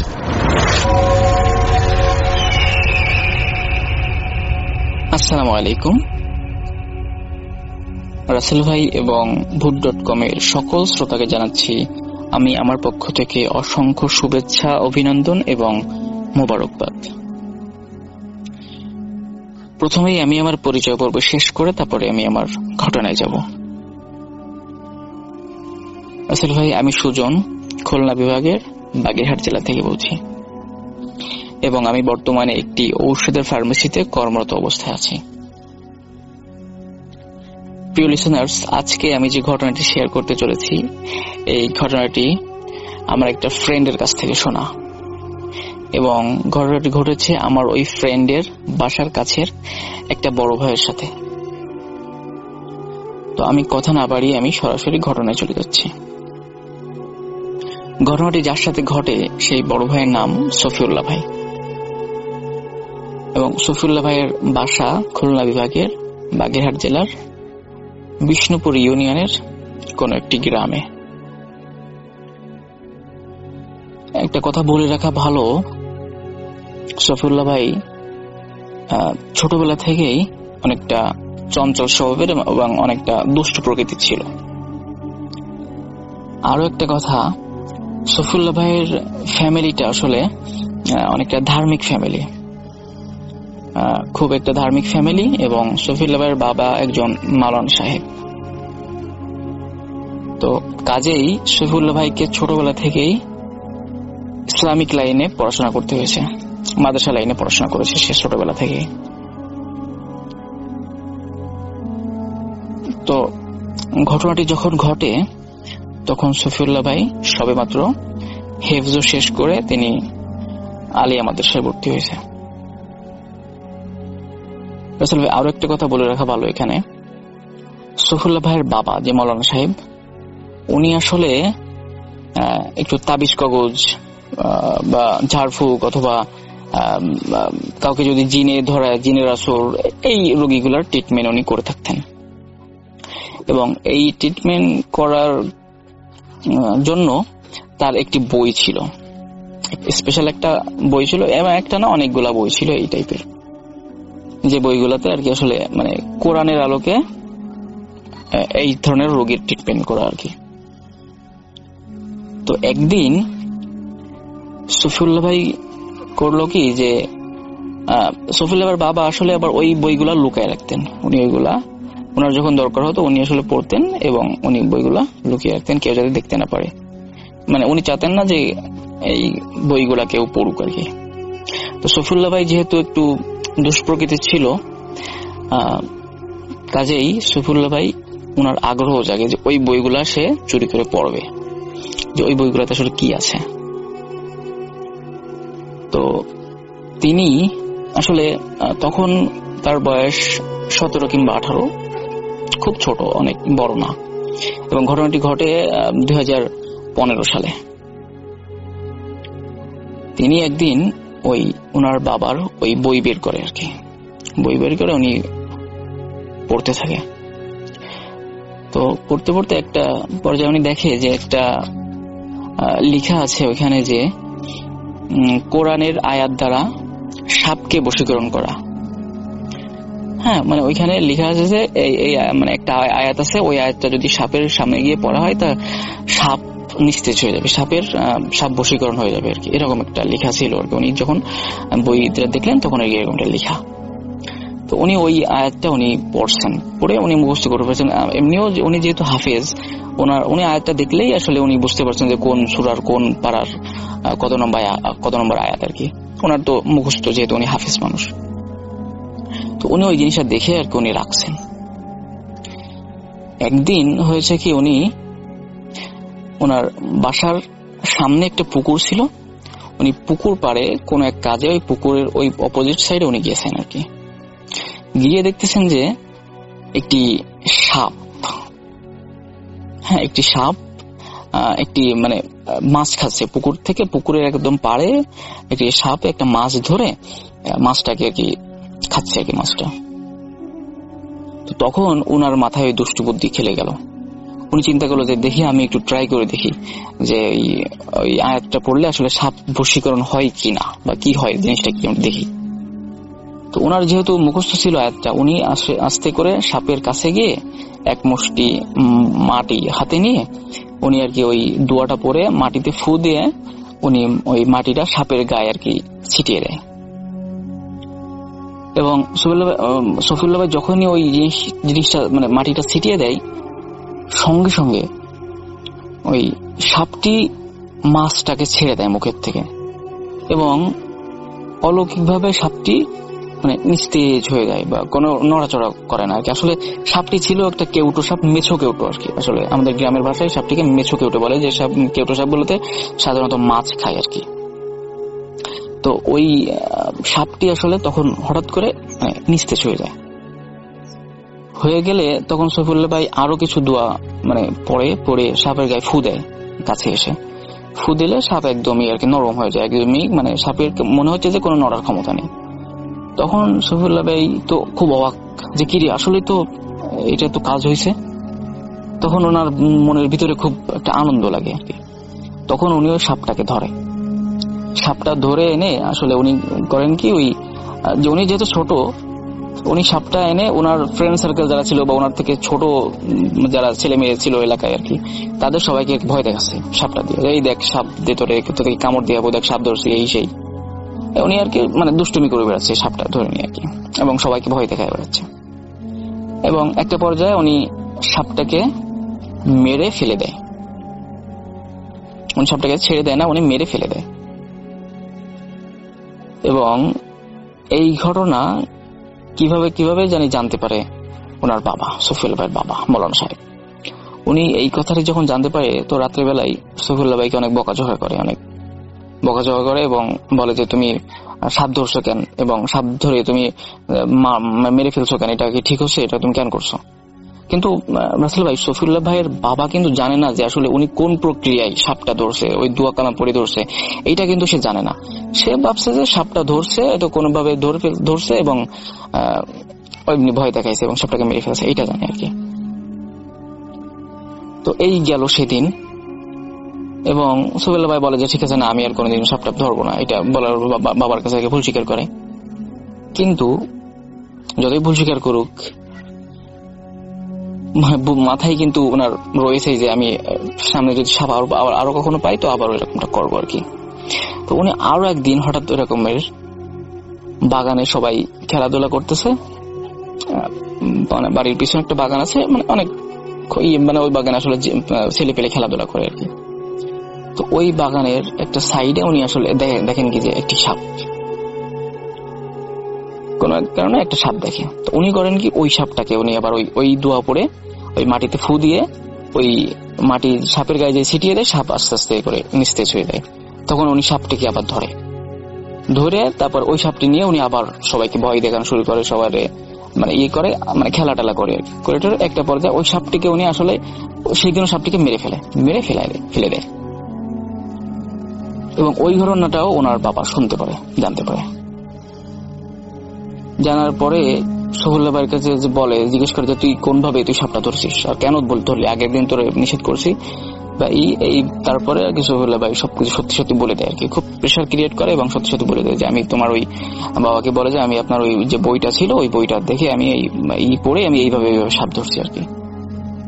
তখন শফিউল্লাহ ভাইয়ের বাবা মাওলানা সাহেব উনি অত্যন্ত রেগে যান এবং শফিউল্লাহ ভাইকে অনেক মারধর করেন, এবং মারধর করে একটা পর্যায়ে উনি শফিউল্লাহ ভাইকে মানে শফিউল্লাহ ভাইয়ের খালার বাড়িতে পাঠিয়ে দেন আর কি। হ্যাঁ, শফিউল্লাহ ভাইয়ের খালার বাসায় পাঠিয়ে দেন এবং শফিউল্লাহ ভাই তার খালার বাসায় চলে যায় আর কি। খালার বাসায় যাওয়ার পরে শফিউল্লাহ ভাইয়ের আবার একটা নেশা ছিল, সে ক্রিকেট খেলা খুব পছন্দ করত। তো একদিন বিকেলে শফিউল্লাহ ভাই দেখতেছে যে তার খালার বাড়ির পাশে একটা ছোট্ট একটা মাঠে কিছু ছেলেপেলে ক্রিকেট খেলতেছে। তখন তিনি সেইখানে যান, তাদের সাথে ক্রিকেট খেলায় ইনভলভ হন এবং তাদের সাথে ক্রিকেট খেলা শুরু করেন। খেলার একটা পর্যায়ে একজনে বল জোরে বাড়ি দেয় এবং বলটি উড়ে গিয়ে পাশের একটা ঝোপের ভিতরে বলটি পড়ে। একটি ঝোপ ছিল, ঝোপের ভিতরে বলটি যে পড়ে আর কি। তখন শফিউল্লাহ ভাই দৌড়ে যায় যে বলতেছে আমি বল খুঁটে নিয়ে আসতেছি, তোমরা থাকো। এটা বলে শফিউল্লাহ ভাই আর কি ওই ঝোপের ভিতরে চলে যায়, গিয়ে বলটি খুঁজতে থাকে এবং হঠাৎ করে উনি সামনে তাকিয়ে দেখে যে একটি সাপ ফনা ধরে মানে বসে আছে আর কি। অনেক ভয়ঙ্কর একটি জাতের সাপ, দেখে মনে হচ্ছে যে অনেক বড় একটা কেউটের সাপ, এই টাইপের আর কি, ফনা ধরে আছে। এবং শফিউল্লাহ ভাই যখনই ওখানে গেছে, সাপটি মানে কেমন রাগে ফুসফুস শব্দ করতেছে আর কি, এরকমটা। তখন শফিউল্লাহ ভাই করলো কি, ওই এক মুষ্টি মাটি হাতে নিয়ে উনি ওই দুষ্টু বুদ্ধি ওনার মাথায় চলে আসলো, উনি ওই মাটিতে ফু দিয়ে উনি ওই মাটি সাপের গায়ে ছিটিয়ে দেয়।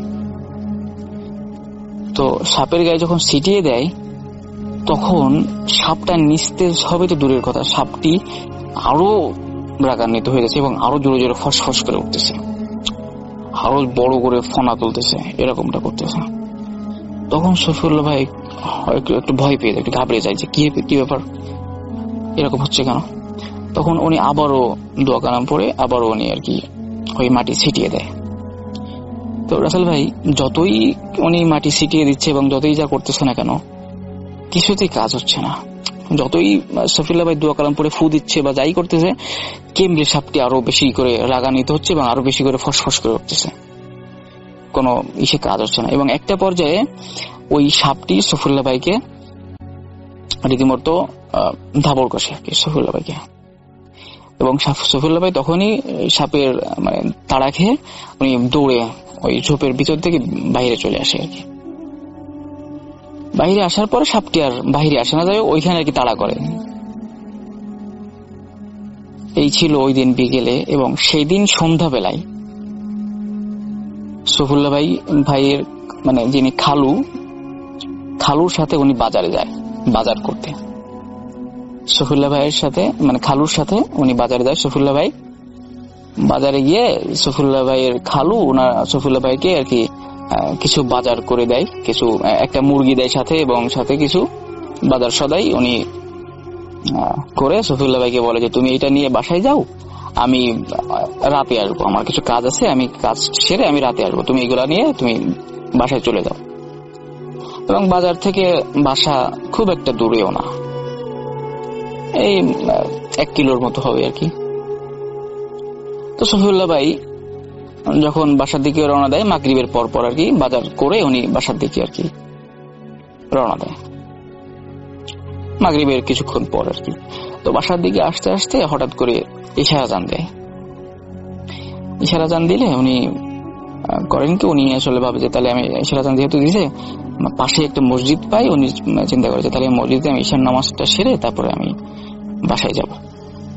তখন তিনি মসজিদের বাইরে বাজার সদাই মুরগিটা রেখে উনি মসজিদে ঢুকে নামাজ পড়েন, ঈশার নামাজ পড়ে তারপরে উনি বাসার দিকে রওনা দেন, খালার বাসার দিকে রওনা দেয়। তো ওনার মানে ওইখান থেকে আর খালার বাসা খুব একটা দূরে না, একদমই কাছে, বলতে গেলে যে জোরে যদি চিল্লান দিয়ে ডাক দেওয়া হয় রাতের বেলায় তাহলে হয়তো বা ওনার খালারা ডাক শুনবে, এরকম একটা।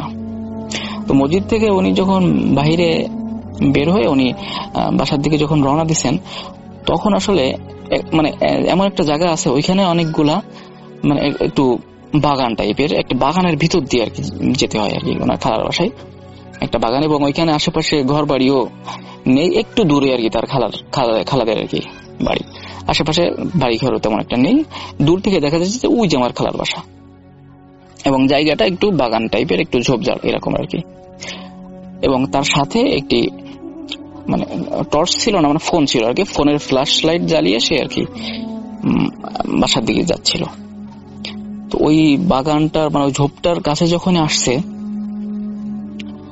তখনই হঠাৎ করে সফিউল্লাহ ভাই ফোনের আলোতে দেখে একদম তার রাস্তার মাঝখানে একটি সাপ, এবং রাসেল ভাই সাপটি ছিল ওই যে সাপটি দেখছিল সেদিন, মানে ওই বিকেল বেলায় যে সাপটি দেখছে বাগানে ওই ঝোপের ভিতরে বল খুঁজতে গিয়ে, ওই সেই সাপটি। এবং সাপটি রাসেল ভাই কিন্তু মানে একটু ভিন্ন প্রকৃতির ছিল, আসলে একটু ভিন্ন প্রকৃতির, গায়ে ডোরাকাটা এবং অনেকগুলা ছোপ ছোপ মানে একটু যেভাবে আর কি বর্ণনা দিয়েছে আর কি এইরকম আর কি টাইপের ছিল, এবং সাপটি ছিল অনেকটা বড় মাত্রার। তো ওই সাপটি হঠাৎ করে দেখে সফিউল্লাহ ভাই তার সামনে, একদম রাস্তার ঠিক মাঝখানে। তখন সফিউল্লাহ হঠাৎ করে ভয় পেয়ে যায়, কি ব্যাপার, ওই সাপটি এখানে চলে আসলো কিভাবে, এবং রাস্তার মাঝখানে ফসফস করতেছে, মানে এমন একটা ভাব যে সফিউল্লাহ ভাইকে ওইখান থেকে যেতে দিবে না। তখন রাসেল ভাই সফিউল্লাহ ভাই করে কি যে একটু ভয় পায় আর কি, যে কি করা যায় এখন। সফিউল্লাহ ভাই যে মানে পাশ কেটে যেতে চেষ্টা করতেছে, তখন সাপটি মানে এমন ভাবেই করতেছে যে আসলে তাকে যেতে দিচ্ছে না, এরকম একটা ব্যাপার। এবং তখনই ধপ করে সফিউল্লাহ ভাইয়ের ফোনের ফ্ল্যাশ লাইটটা অফ হয়ে যায়। তখন সে এত চেষ্টা করতেছে ফোনের ফ্ল্যাশ জ্বালানোর জন্য, কিছুতেই ফোনের ফ্ল্যাশ জ্বলতেছে না, এবং মানে দেখলো কি ফোনের ফ্ল্যাশ লাইট জ্বালাতে গিয়ে ফোনটাই বন্ধ হয়ে গেল। কিন্তু ফোনটা আসলে বন্ধ হওয়ার কোনো কারণে ছিল না, ফোনে রীতিমতো মানে চার্জ ছিল, ভরপুর চার্জ ছিল, ফোনটা আসলে বন্ধ হয়ে গেল এবং খুলতেছিল না, মানে এমন একটা পরিস্থিতি হয়ে গেল হঠাৎ করে আর কি। তখন সফিউল্লাহ ভাই আসলে অনেকটা ভয় পেয়ে যায়, কি ব্যাপার এরকম হচ্ছে কেন। তখন উনি চিন্তা করে যে যা হবে হোক, আমি আরেকটা কাজ করি, আমি ওই দোয়া কালাম পড়ে আমি দেখি সাপের গায়ে একটা ফু দেওয়ার চেষ্টা করি, দেখি কি হয়। তখন সফিউল্লাহ ভাই করলো কি, উনি দোয়া কালাম পড়ে উনি সাপের কাছে গিয়ে জোর একটা ফু দেয়। তো রাসেল ভাই ফু দেওয়ার সাথে সাথে সাপটি মনে হলো যে মানে অনেক রাগে গড়গড় করে উঠে বড় হয়ে যাচ্ছে, কেমড়ে সাপটি অনেক বড় হয়ে যাচ্ছে। এবং তখন মোটামুটি দেখা যাচ্ছিল একটু দূর থেকে মনে করেন যে মানে কারেন্টের বাল্ব, কারেন্টের একটি শলক আর কি আসতেছিল, কারেন্টের আলো আসতেছিল, এবং সেই আলোতে দেখা যাচ্ছিল যে আপসা করে দেখা যাচ্ছিল, এবং কিছু চাঁদের আলো ছিল। এতে সে দেখতেছে যে সাপটি বড় হয়ে যাচ্ছে। এবং রাসেল ভাই একটা পর্যায়ে তিনি দেখে যে সাপটি এতটা বড় হয়ে গেছে যে তার থেকেও অনেক বড়, মানে অনেক বড় হয়ে গেছে সাপটি। এইরকম বড় হওয়া মানে কোন একটা সাপের পক্ষে সম্ভব না। তখন সে প্রচন্ড ভয় পায়। সফিউল্লাহ ভাই ভয় পেয়ে ওইখান থেকে দৌড় দেয়। দৌড় দিলে মানে সে লক্ষ্য করে যে সে আসলে এত জোর দৌড়ানোর চেষ্টা করছে, সে দৌড়তে পারতেছে না এবং চিৎকার দেওয়ার চেষ্টা করতেছে, খালাকে ডাকার চেষ্টা করতেছে। রাসেল ভাই তার মুখ দিয়ে একটা শব্দ বেরোচ্ছে না, কিছুতেই সে চিল্লাতে পারতেছে না। সে চিল্লানোর চেষ্টা করছে কিন্তু মানে মুখ দিয়ে তার কোনো স্বর বেরোচ্ছে না, সাউন্ড বেরোচ্ছে না। এবং সে প্রচন্ড ভয় পায় এবং খুব জোর চেঁচামেচি করার চেষ্টা করে, কিন্তু রাসেল ভাই কোনো কাজ হচ্ছিল না। এবং তাৎক্ষণিক সে দোয়া কালাম পড়া শুরু করে। এবং রাসেল ভাই সাপটি কিন্তু আসলে এতটা ভয়ঙ্কর হয়ে যায়, একটা পর্যায়ে সে পিছন দিক তাকিয়ে লক্ষ্য করে যে মানে সাপটি আসলে মানে সাপ না, কেমন জানি একটা মানে একটা মানুষের অভাবের মতো আর কি, অনেক ভয়ঙ্কর একটা চেহারা এরকম হয়ে যায়। এবং সে দোয়া কালাম পড়তে শুরু করে, আয়াতুল কুরসি পড়তে শুরু করে এবং তখন সে দেখে যে সে দৌড় দিতে পারে। আয়াতুল কুরসি যখনই পড়ে তখন সে দৌড় দিতে পারে। একটু আগে কিন্তু তার পা অবশ হয়ে গেছিল, কিছুতেই সে দৌড় মানে নড়তেই পারতেছিল না জায়গা থেকে। আয়াতুল কুরসি পড়ার সাথে সাথে সে তার পাও ছুটে যায় এবং সে দৌড় দেয় ওখান থেকে। বাজার সদাই সে ফেলে দৌড় দেয়, চিৎকার দিতে দিতে দৌড় দেয় বাসার দিকে। এবং দৌড়াতে দৌড়াতে বাসায় গিয়ে উনি সেন্সলেস হয়ে পড়ে যান। এবং তার চিৎকার শুনে তার খালা বাসায় ছিল, খালা তো ভাই বোন তারা বাসায় ছিল, তারা দৌড়ে বের হয়ে আসে এবং দেখে যে সফিউল্লাহ ভাই উঠোনে এসে পড়ে গেছে। এবং তখন সফিউল্লাহ ভাইকে তার খালা ধরে তোলে এবং তার খালা অনেক মানে টুকটাক দোয়া পড়ে সফিউল্লাহ ভাইকে একটু ফু দেয়, একটু পানি পড়ে পানি সফিউল্লাহ ভাইয়ের মুখে ছিটিয়ে দেয় এবং সঙ্গে সঙ্গে সফিউল্লাহ ভাইয়ের জ্ঞান ফিরে আসে। জ্ঞান ফিরে আসলে সফিউল্লাহ ভাইকে জিজ্ঞেস করে তোমার কি হয়েছে। তখন সফিউল্লাহ ভাই আর কি সব ঘটনা খুলে বলে এবং বলে যে আমি বাজার সদা ওইখানে ফেলে রেখে আসছি। তখন সফিউল্লাহ ভাইয়ের খালা এবং খালা তো ভাই এবং সফিউল্লাহ ভাই নিজেও সাথে যান, গিয়ে ওইখানে গিয়ে দেখে আসলে কিচ্ছু নেই। এবং একটা মজার বিষয় সফিউল্লাহ মানে রাসেল ভাই দেখে যে মুরগিটা পড়ে আছে, কিন্তু মুরগিটার গলাটা ছিঁড়া। বাজার সদাই পড়ে আছে এবং মুরগিটা পড়ে আছে, মনে হচ্ছে যে দেখলে মনে হচ্ছে যে মুরগির গলাটা কেউ টেনে ছিঁড়ে ফেলছে এরকমটা। রাসেল ভাই আসলে ওনারা অবাক হয় যে যদি এটা কোনো শেয়ালে করে বা কোনো কুকুরে করে বা কোনো কিছুতে করে তাহলে তো আসলে মাথাটা তো নিয়ে যাবে বা শরীরটা খাবে, আসলে মাথাটা ছিঁড়ে ওই অবস্থায় ফেলানো মানে ওই রাস্তার পরেই মানে ফেলানো পড়ে আছে। তো তারা অবাক হয়, তারা ওইখান থেকে মুরগিটা নিয়ে ফেলে দেয়, মুরগিটা বাসায় নেই না, বাজারগুলা নিয়ে বাজার সদাই নিয়ে বাসায় চলে আসে। ওই একটা অবাকের বিষয় যে আসলে অবাক হওয়ার বিষয় যে আসলে কিসে আসলে মুরগিটা এইভাবে মাথাটা ছিঁড়ে ফেলে। তো তারা বাসায় এসে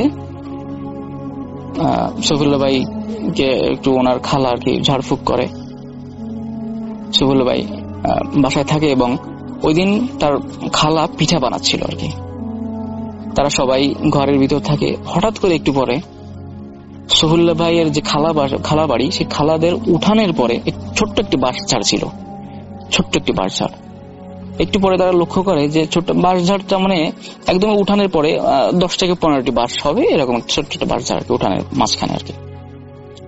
ওই বাঁশঝাড়টা প্রচন্ড আকারে কেউ জানি ঝাঁকাচ্ছে, বাঁশঝাড় ধরে প্রচন্ড জোরে নড়তেছে বাঁশঝাড়টা। তখন তারা বাইরে বেরোয় আসে, এসে দেখে যে আসলে কিছুই নেই সেখানে, শুধু শুধু বাঁশটা নড়তেছে। তখন তারা আবার বাসার ভিতরে যায় এবং বাসার ভিতরে যাওয়ার সাথে সাথে আবার গাছগুলো নড়াচড়া করতেছে।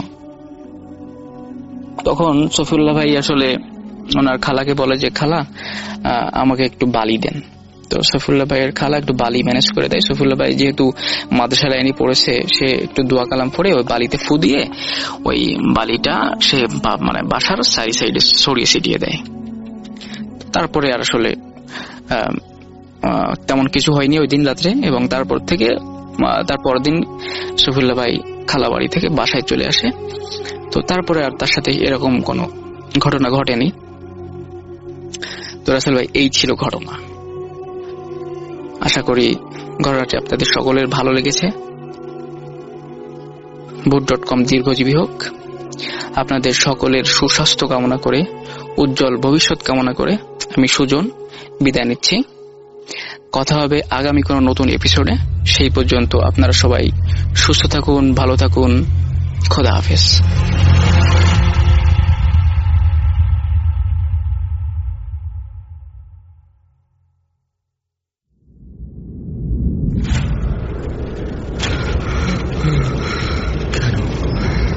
কেন তুমি আসো? আমি শুধু তোমার সাথেই থাকতে চাই। কিভাবে সম্ভব? মৃতদের এই পৃথিবীতে থাকতে নেই। তুমি চলে যাও, চলে যাও, প্লিজ চলে যাও। সবটাই কি ইলুশন, নাকি অন্য জগতের কেউ কখনো হাজির হয়ে যায় চোখের পলকে? Bhoot.com with Russell। আরো একবার আপনাদের সবাইকে স্বাগত জানাচ্ছি। আমি রাসেল। আশা করছি আপনারা সবাই ভালো আছেন, ভালোর দলে আছেন। আমিও ভালো আছি, ভালোর দলে আছি। এবং অডিও ক্লিপ বেশ কয়েক সপ্তাহ ধরে আপনারা নিশ্চয়ই খেয়াল করছেন, আমরা চেষ্টা করছি ভালো অডিও ক্লিপ খুঁজে বের করতে, ভালো অডিও ক্লিপগুলোকে নিয়ে আসতে, এবং আশা করছি আপনারাও আমাদের সহযোগিতা করবেন না, আপনারাও আমাদেরকে অডিও ক্লিপ পাঠাবেন। আমরা কথা না বাড়িয়ে আজকের দ্বিতীয় অডিও ক্লিপে চলে যাচ্ছি।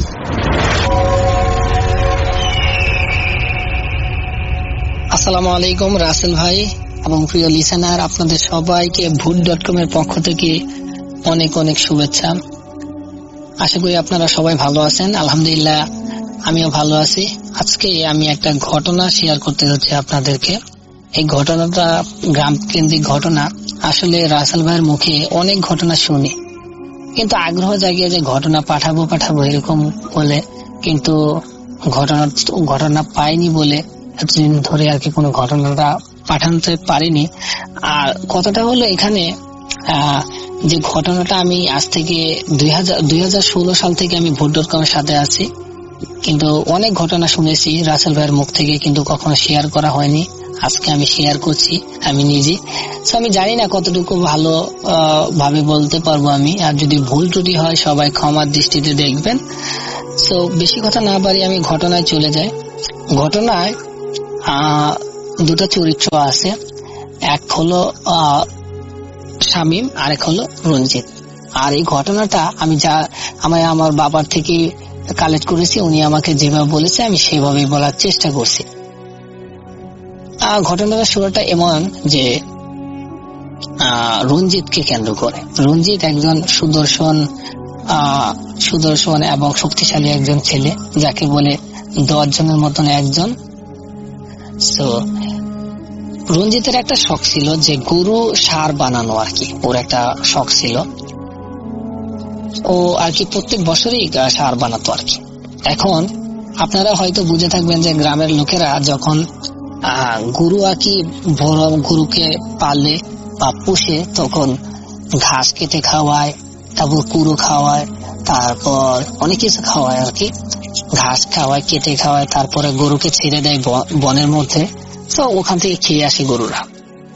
এখন ঘটনাটা আসলে কেন্দ্রটা করে মানে ঘাসকে কেন্দ্র করে আর কি ঘটনাটা ঘটে আর কি। আসলে গ্রামের লোকেরা দেখতো ওই সময় 30 থেকে 35 বছর আগে গ্রামের লোকেরা দেখা যেত আর কি সকাল সকাল সবাই আর কি ঘাস কাটতো, সবাই একসাথে যেত, গিয়ে দেখা যেত গ্রামের বলে আইল বলে আমাদের এখানে, আইল থেকে আর কি ঘাস কেটে নিয়ে আসতো। এভাবে আর কি মানে চলছিল রঞ্জিতের দিন। দেখা গেল একটা সময় অনেকে আর কি ঘাস কেটে নিয়ে যেত আর কি। এখন আর রঞ্জিত আর কি ঘাস কাটতো, দেখা যেত ঘাস তেমন পেত না।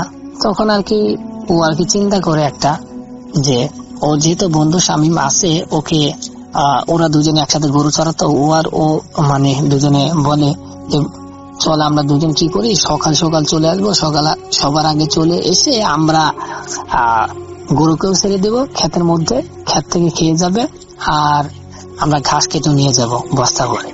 তো যে কথা সেই কাজ। আচ্ছা ঠিক আছে, তাহলে তুই আমার কাল ডাক দিবে, সকাল সকাল একটু ডাক দিবে, ফজর আজান দিলে ডাক দিয়ে দিবে। তো তারপরে হলো কি শামীম হঠাৎ গভীর রাতে শামীমের রূপ ধরে একজন পিশাচ মানে ডাকতে শুরু করে আর কি রঞ্জিতকে বলে, কিরে রঞ্জিত এখন উঠছিস না? আর দেখ ওইখানে সকাল হয়ে যাচ্ছে, তাহলে তো সবাই তো ঘাস কেটে নিয়ে যাবে, তখন তো আর আমরা গরুকে খাওয়াতে পারবো না, আর গরুর জন্য ঘাস কাটতে পারবো না। তাহলে কাজ কর, তুই একটু দাঁড়া, আমি আসতেছি, দাঁড়া। শোন, আমি যাই, তুই আয় তাড়াতাড়ি। তো যথানিয়মিত মানে ওদের আর কি যে জায়গাটা আর কি ওদের সিলেক্ট করা ছিল যে ওইখানে ওরা ঘাস কাটবে, ওখানে আস্তে আস্তে গরুকে নিয়ে আর গরুকে ছেড়ে দিবে রঞ্জিত, আর ও আস্তে আস্তে শামীম চলে যায়। এখন দেখা যায় কি মানে রঞ্জিত আর কি গরু বের করে রঞ্জিত চলতে থাকে। একটা সময় দেখা গেল রঞ্জিতে গরুকে ষাঁড়কে দেখতে হলো, ষাঁড়ের চোখ একদম দাঁড়িয়ে গেল হঠাৎ, আর চোখ লাল হয়ে গেল, আর কান খাড়া করে শ শ শব্দ করছে আর কি, গরু যেভাবে শব্দ করে আর কি। তো এটা দেখে আর কি রীতিমতো অবাকই রঞ্জিত। তো আর কি এরকম প্যারানর্মাল কিছু ভাবে না, সামনে ওর বন্ধু আছে শামীম, ও আর কি সামনে আছে, ও যাচ্ছে। কিন্তু এর মধ্যে একটা কথা মানে একটা জিনিস ও আর কি দেখছিল যে শামীম কিন্তু ওর কাছে আসছে না, ওর থেকে একটু সামনে, ওকে ও ধরতে পারছে না। তো এটা ভেবে আর কি মানে ও ভাবে হয়তো ও আগে আগে ঘাস কাটবে, তাই আর কি চলে যাচ্ছে। ও আর কি ভাবে না, ও পিছে পিছে চলে যায়। তো এই গরুর যে চোখ লাল হয়ে গেল রঞ্জিতের, মানে ও আর কিছু ভাবে না, হয়তো কিছু একটা হবে, কিছু একটা প্যারানর্মাল কিছু, এরকম কিছু ভাবে না, কিছু কারণে হয়তো গরু এরকম করতেছে। লাল হওয়ার পর দেখো কান খাড়া করে জোরে রঞ্জিতের হাত ফসকে গরুটা ষাঁড়টা চলে যায় বাড়ির দিকে। তো এদিকে মানে 10-15 সেকেন্ডের ভিতরে ও ধরার চেষ্টা করে গরুটা, কিন্তু দেখে যে ধরতে পারলো না, দৌড়ে পালিয়ে গেল। এর মধ্যে দেখে সামনে তাকিয়ে দেখে যে নাই, সামনে তাকিয়ে দেখে যে শামীম নাই, রঞ্জিত দেখে। তো ভাবে যে ও আরো সামনে চলে গেছে, হয়তো ঘাস টাস কাটতেছে কোন একটা জায়গায় আর কি, দেখতে পাচ্ছে না। তো এটা ভাবে আর কি এখানে দেখে, এখানে আরেকটা হয়েছিল, আরেকটা ঘটনা, আরেকটা জিনিস ও দেখতে পায় যে হঠাৎ করে দেখতে পায় যে মানে যেখান দিয়ে ওরা আসছিল ঘাস কাটতে আসছিল, জমি ওখানে ধান ক্ষেত লাগানো ছিল সাইডে, ওই ধান খেতে গরু যে সময় চলে যায় তখন আর কি ধান ক্ষেতের মধ্যে দিয়ে চলে গেছিল, ধান ক্ষেত ভেঙে টেঙে চলে গেছে অনেকটা ক্ষেত আর কি। তো ওই ক্ষেত জমির মালিক মানে চলে আসে, মানে রূপ ধরে আর কি, পেশাদের রূপ ধরে, বলে তোরা কিরে, তুই আমার ক্ষেতের মানে ক্ষেত ভেঙে তারপর এখান থেকে ঘাস কেটে নিয়ে যাবি, তোকে সাহস কে দিয়েছে? তুই এইভাবেই তোরা মনে হয় আমার ক্ষেত থেকে এইভাবে এই ধান গাছ কেটে তুই তোর গরুকে নিয়ে খাওয়াস, তাই না? এখন সকাল সকালে এসে গেছিস, তা এই জন্য আর কি যে ওর মানুষ আসার আগে কেটে নিয়ে যাবে, কেউ দেখতেও পারবে না, কিন্তু আমি দেখে ফেলছি। তো এগুলো আর কি দুজনের মধ্যে আর কি এভাবে কথা কাটাকাটি শুরু হয়।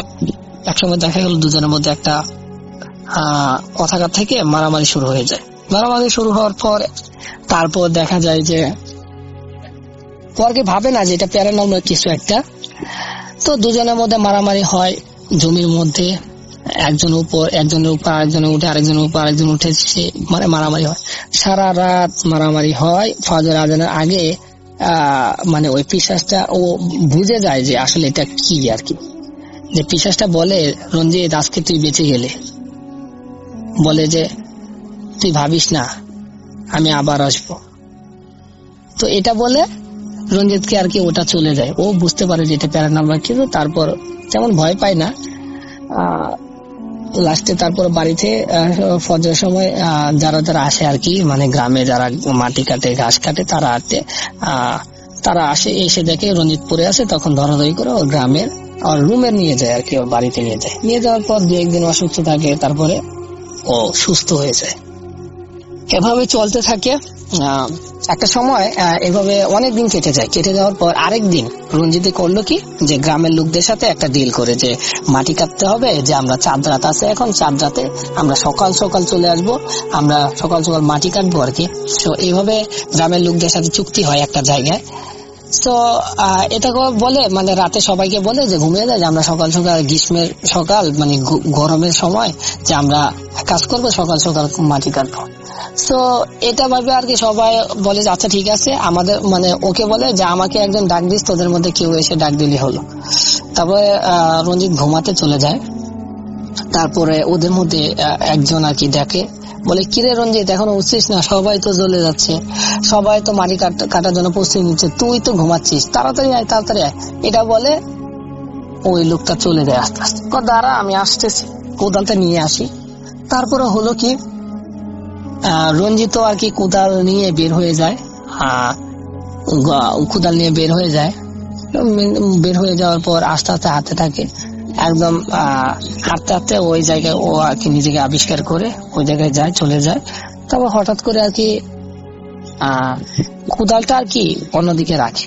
রাখার পর দেখা গেল ওই যে লোকটা বলছিল যে মাটি কাটার কথা, ও আর কি আসে। আসার পর ওর কাছে চলে আসে রঞ্জিত। কিরে কেউ দিন নাই, কেউ তো নাই, তুই একা এখানে কি করিস, মানে কি জন্য আমাকে ডেকে আনলি, বা ওরা কোথায় গেছে, এরকম ভাবে অনেক কথা জিজ্ঞেস করবে। তারপর বলে ওরা আসবে, ওরা তো আসবে না আজকে, ওরা তো আজকে আসবে না, ও এইভাবে কথাটা বলে। কিন্তু তুই কিভাবে আজকে যাবি? এটা শুনে রঞ্জিতে আর কি বলে, কি বললি তুই? ওরা তো আসবে না, তুই আজকে কিভাবে যাবি এখান থেকে? এটা শুনে রঞ্জিতে বুঝতে পারে যে কিছু একটা, অন্য কিছু একটা। এবার বলে যে দেখ রঞ্জিত, সেদিন তো বেঁচে গিয়েছিলে, আজকে তো তুই বাঁচবি না, আজকে দেখি তোকে কে বাঁচায়। এটা বলে রঞ্জিতের সাথে ওই পিশাচের একটা মারামারি শুরু হয়ে যায়।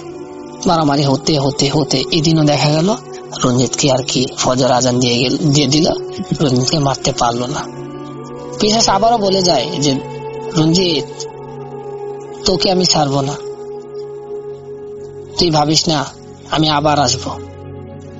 এভাবে আর কি হওয়ার পর, এই ঘটনা ঘটার পর দেখে আবার সকালবেলা সবাই দেখার পর চাঁদ রাতে আসার কথা ছিল, সকালবেলা আসে, একটু আগে আগে আসে, এসে দেখে সবাই দেখে রঞ্জিত পড়ে আছে এখানে। তো এটা দেখে আর কি সবাই রীতিমতো আর কি অনেকটা জিজ্ঞেস করে কি হয়েছে, কি কারণে হয়েছে এরকম। পরে সবাইকে এটা খুলে বলার পর বাড়িতে নিয়ে যাওয়ার পর রঞ্জিত দিন দিন অসুস্থ হতে থাকে।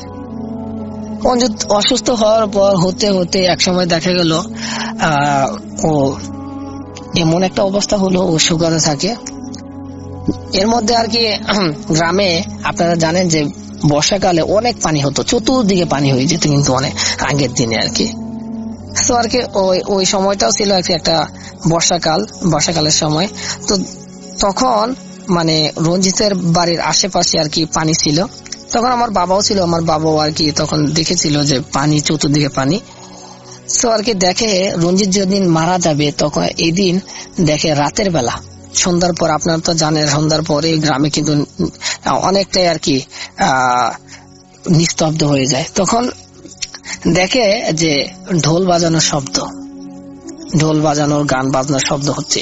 আর গানের শব্দ এত শব্দ, যেটা আর কি বলবো, আমাদের এই বর্তমান সময়ের আর কি বক্স থেকে অনেক শব্দ আর কি, ঢোলের শব্দ।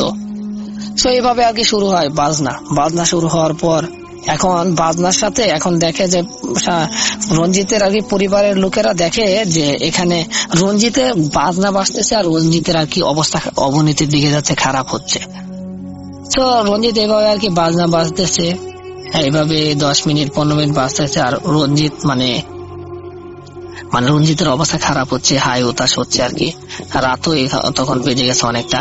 তখন এটা দেখে আর কি পরিবারের মানুষ তেল মাঞ্জা থেকে শুরু করে যা যা ওরা জানতো তারা শুরু করলো। এভাবে শুরু হয়, মানে চলতে থাকে, গান বাজনা শুরু হয়, গান বাজতে বাজতে। আর গান যতক্ষণ ধরে বাজতেছে, খালি ততক্ষণ পর্যন্ত ছটপট করতেছে রঞ্জিত। যখন গান বন্ধ হয় তখন রঞ্জিত একটু হালকা ভালো হয়, কিন্তু গান চলতেছে। এভাবে চলতে একটা সময় দেখা গেল 2 ঘন্টা 3 ঘন্টা পার হওয়ার পর একটা সময় রঞ্জিত মারা গেল এই গানের বাজনাতে। আসলে উনি আসলে আর কি গানের বাজনাতেই মারা গেল না অন্য কারণে মারা গেল এটা জানি না, কিন্তু পরিবারের লোক শিওর করলো, মানে নিশ্চিত করেছে যে গান বাজতে এভাবে আর কি উনি মারা গেছে। তো এটাই ছিল ঘটনা। তারপর কি কারণে ঘটেছে ওরাও আর কি এটা নিয়ে আর কি তেমন আর কি ভাবিনি। সো এটাই ছিল ঘটনা। আর রাসেল ভাই আমি জানি না কতটুকু গুছিয়ে বলতে পারছি, যদি ভালো লাগে অবশ্যই লিসেনারদের কাছে শেয়ার করবেন। আর অবশ্যই যদি ঘটনাটা সিলেক্ট হয় অবশ্যই আমাকে জানাবেন। সবাই ভালো থাকবেন, আসসালামু আলাইকুম।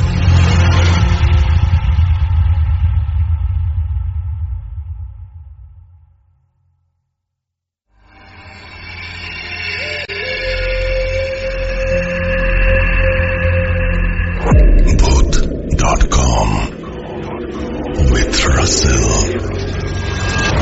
আপনাদের সবাইকে আরো একবার স্বাগত জানাচ্ছি। আমি রাসেল। আশা করছি সবাই ভালো আছেন, ভালোর দলে আছেন। আমিও ভালো আছি, ভালোর দলে আছি। আমরা আর দেরি করব না, কথা না বাড়িয়ে সরাসরি চলে যাব তৃতীয় অডিও ক্লিপে। রাত বাড়ছে, আপনাদের ধৈর্যেরও হয়তো একটা সীমা আছে। যাই হোক, আমরা শেষ করে দেব খুব দ্রুতই। তৃতীয় অডিও ক্লিপে যাই।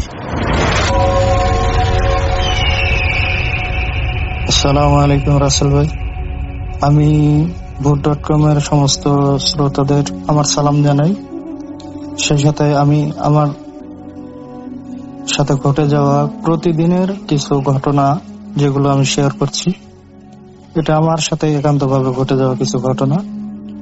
আপনারা কতটুকু বিশ্বাস করবেন আমি জানি না, কিন্তু আমার সাথে প্রতিদিন ঘটে যাওয়া এই ঘটনাগুলো যা আমি ফেস করছি তা সত্যিই আমার জন্য মর্মান্তিক ছিল। তো আমার ঘটনা শুরু হয় 2013 সালে। আমি যখন ডিপ্লোমা ইঞ্জিনিয়ারিং পড়ছিলাম, তো আমি ডিপ্লোমা ইঞ্জিনিয়ারিং পড়া অবস্থায় আমি যখন মেসে থাকি, তখন মেসে আমি একদিন ঘুমন্ত অবস্থায় ছিলাম মাগরিবের ওয়াক্তের সময়। তো হঠাৎ আমি ঘুমের মধ্যে কাকে যেন গালাগালি করছিলাম। তো গালাগালি করা অবস্থায় আমি তখন একটা স্বপ্ন দেখি, যেখানে আমি দেখছিলাম আমার সামনে কয়েকজন ডাক্তার দাঁড়ানো, আমি একটা বেডের উপর শোয়া, অর্থাৎ আমার কোনো সার্জারি করা হচ্ছে। তো আমি তারপর আমার ঘুম ভেঙে যায় এবং আমি আমার ওই স্বপ্নটার কথা আর কিছু মনে থাকে না। তো তার বেশ কয়েকদিন পর আমি আরেকটি স্বপ্ন দেখতে পাই, যেখানে আমি দেখি আমি একটা ইউনিভার্সিটিতে চান্স পেয়েছি। তো ইউনিভার্সিটির ছাত্ররা মানে বলা বলি করছিল একজন আরেকজনকে, এই ছেলেটা কেন চান্স পেয়েছে জানতে পারিস, মানে জানিস? তো একজন আরেকজনকে বলছে যে এই ছেলেটার মানে মাথায় নাকি মস্তিষ্ক নেই, এই কারণে এই ছেলেটাকে এই ইউনিভার্সিটিতে চান্স দেওয়া হয়েছে। তো এটাও তো ঘুমের মধ্যে, আমি অতটা পাত্তা দেই না। তো আমার ঘুম ভেঙে যায়। তো তারপর আমি মানে শক খাই তখন, যখন আমি সত্যি সত্যি অনুভব করি যে আমি মানে আমার রিয়েল লাইফে আমি মস্তিষ্কের দিকে যখন খেয়াল করি, যে মানুষের মস্তিষ্ক থাকা অবস্থায় একজন নর্মাল মানুষ যেভাবে চলাফেরা করে, আমি তো সেইভাবে চলাফেরা করছি, কিন্তু আমার মাথায় আমি মাঝে মধ্যে পাথর পড়ার মানে ছোট ছোট পাথরের টুকরা, অ্যাকচুয়ালি ছোট ছোট পাথরের টুকরা আমার মাথায় পড়ে, কিন্তু এর কারণ আমি মানে অজানা। তো তখন আমার কাছে বিষয়টা ক্লিয়ার হয় যে আসলেই তো আমার তো মাথায় তো পাথর পড়ছে, তাহলে আমার মস্তিষ্ক তো হয়তোবা কোনো কারণে আমার মস্তিষ্ক নেই, আর মস্তিষ্কের বদলেই হয়তোবা এই পাথরগুলো পড়ছে। তো এইভাবে আমি এই সমস্যা থাকা অবস্থাতেই আমি আপনার ডিপ্লোমা ইঞ্জিনিয়ারিং কমপ্লিট করি। আমার কষ্টের মধ্যে দিনগুলো যায়, কারণ মস্তিষ্ক না থাকার কারণে আমি মানে পরীক্ষার আগ দিয়ে বা যখনই পড়াশোনা করতে বসতাম, আমি যে পড়া 2 থেকে 3 বার পড়লে মুখস্থ হয়ে যেত, সেই পড়াগুলো আমার মানে একদমই মনে থাকে না। তারপরও কোনোভাবে আমি পাশ করি। আপনার ডিপ্লোমা ইঞ্জিনিয়ারিংটা পাশ করার পর আমি মানে বিএসসিতে ভর্তি হই। বিএসসিতে ভর্তি হওয়ার পর আমার সেই একই সমস্যা, আমি মানে কিছু মনে রাখতে পারি না। 1 থেকে 100 পর্যন্ত গুনবো, সে সামর্থ্যটুকু নেই আমার। আমি একদমই মানে কিছু মনে রাখতে পারি না। তারপরেও আমি কষ্ট করে আপনার বিএসসি ইঞ্জিনিয়ারিংটা শেষ করি। তারপর আমি আমার বাসায় চলে আসি। আমার সমস্যার কারণে আমি মানে কাউকে এটা বলতেও পারি না, আমি চাকরিতেও যাইনি। আমি বলি যে মানে আমার চাকরি ভালো লাগে না, আমি চাকরি করব না, আমি বাসায় বাবার ব্যবসা দেখাশোনা করব। তো বাসায় আসার পর আমার সাথে যে ঘটনাগুলো আবার শুরু হয় সেটা হচ্ছে মানে আমি নামাজ কালাম আলহামদুলিল্লাহ চেষ্টা করতাম 5 ওয়াক্ত পড়ার, না পারলেও অন্তত প্রতিদিন নামাজ পড়ার চেষ্টা করতাম। এখনো আমি চেষ্টা করি 5 ওয়াক্ত সম্ভব হলে নামাজ পড়ার, না হলেও ইনশাল্লাহ চেষ্টা করি নামাজ প্রতিদিন পড়ার। সেই সাথে প্রতিদিন দোয়া দরুদ জিকির আজকার কোরআন তেলাওয়াত এগুলো করি। তো আমার বাসায় আসার পর যে সমস্যাগুলো শুরু হয়, আমি মানে যেমন দরুদ পড়া অবস্থা বা কোনো জিকির করা অবস্থা চোখ বন্ধ করে রাখলে মানে আমি ভয়ঙ্কর ভয়ঙ্কর কিছু অবয়ব দেখতে পেতাম। যেমন মাথা একদম থেতলানো কিছু মানে অবয়ব, বা কিছু মানে ছোট ছোট বেটে আকৃতির মানুষ নাকি এগুলো আমি জানি না, মানে মানুষের মতো দেখতে দেখা যাচ্ছে যে মুখের অংশটা থেতলানো বা মাথা পুরো থেতলে যাওয়া। মানে কিছু কিছু তো অবয়ব দেখা যেত যে মানে আপনার মাথার অংশ অর্ধেক নেই, এরকম অবস্থা। এরকম ভয়ঙ্কর ভয়ঙ্কর সব অবয়ব বা আকৃতি দেখতে পাই আমি জিকির করা অবস্থায়, এবং যখন চোখ বন্ধ হয়ে যেত আমার জিকির করতে করতে তখন দেখতাম, এবং আমি তাৎক্ষণিক চমকে উঠতাম। তো এইভাবে চলতে চলতে এখন আপনার আমি ইউজ টু হয়ে গেছি এসব বিষয়গুলোর উপর। মানে এইসব বিষয়গুলো আমার সাথে ঘটতে ঘটতে বিষয়গুলো আমার সাথে মানে ইউজ টু হয়ে গেছে। তো যাই হোক, তারপরে আমার আরো কিছু সমস্যার সম্মুখীন আমাকে হতে হচ্ছে প্রতিদিন, যেগুলো হচ্ছে যেমন আমি মানে রাত্রে ঘুমাই, ঘুম থেকে ওঠার পর সকালে যখন দেখি যে আমার হাত আপনার কনিষ্ঠ আঙ্গুল কেউ চেপে ধরে রেখেছিল, অনেকক্ষণ যাবত আমার কনিষ্ঠ আঙ্গুল ব্যথা হয়ে আছে। আর কনিষ্ঠ আঙ্গুল চেপে ধরার কারণ আপনারা অবশ্যই জানেন যে এটা হচ্ছে মানে যে কি বলে মানে জিন দেহের থেকে ছাড়ানোর জন্য মানুষ যখন হুজুররা রুকিয়া করে তখন কনিষ্ঠ আঙ্গুলে চেপে ধরে রুকিয়া করে। তো আমি তো মানে এটা আমার অবাক লাগে যে আমি ঘুমিয়েছিলাম রাত্রে, সকালে ঘুম থেকে ওঠার পর আমার কনিষ্ঠ আঙ্গুলে ব্যথা কেন? বা এখন যে সমস্যাটা আরো প্রতিদিন হচ্ছে সেটা হচ্ছে কেউ যেন আমার হাত দেখে, ওই যে জ্যোতিষীরা হাত দেখে যেরকম, কেউ এসে আমার হাত দেখে যায়। বেরা কারা এসে আমার হাত দেখে, এই বিষয়গুলো আমার মানে আমি মেলাতে পারি না। আর আরেকটি বিষয় হচ্ছে যে হাত যে আমার দেখে যায়, এই বিষয়টা আমি স্পষ্ট বুঝতে পারি, কারণ আমার দেখা যায় হাতের তালুর অংশটুকু সকালে যখন ঘুম থেকে উঠি তখন স্পষ্ট ব্যথা হয়ে থাকে, প্রচন্ড ব্যথা হয়ে থাকে, যার কারণে আমি বুঝতে পারি যে কেউ আমার হাত দেখেছে, হয়তোবা রাত্রে হাত দেখেছে বা ফজরের আগ দিয়ে কেউ হাত দেখেছে। যাই হোক, এভাবে চলছে আমার মানে প্রতিদিনের জীবন দুর্বিষহ হয়ে গেছে একরকম। তারপরেও আল্লাহর রহমতে ইনশাল্লাহ চেষ্টা করছি আল্লাহর কাছে সাহায্য প্রার্থনা করে যতটুকু সম্ভব কাম ব্যাক করার। আর সেই সাথে আরো কিছু সমস্যা হয় ছোট ছোট, যেমন মানে হুল ফোটানো, মানে মৌমাছির হুল ফোটানো বা ছোট সুই ফোটানো। কেউ মনে হয় আমার শরীরে ছোট সুই ফুটিয়ে দিচ্ছে বা হুল ফুটিয়ে দিচ্ছে। তাছাড়া সারা শরীর জ্বালা পোড়া করে। এই সমস্যাগুলো মানে প্রতিনিয়তই হচ্ছে আমার সাথে। যাই হোক, এই ঘটনাগুলোর মানে আমি যতটুকু বুঝতে পেরেছি, মানে আমি একদিন ওই ঘুমন্ত অবস্থায় আমার ঘরে শুয়েছিলাম। তো কেউ একজন আমাকে বলছে যে আমি যে ওই যে গালাগাল করছিলাম সেদিন নাকি আমি প্রায় 72টা জিনের সাথে ঝগড়া করে ফেলছি।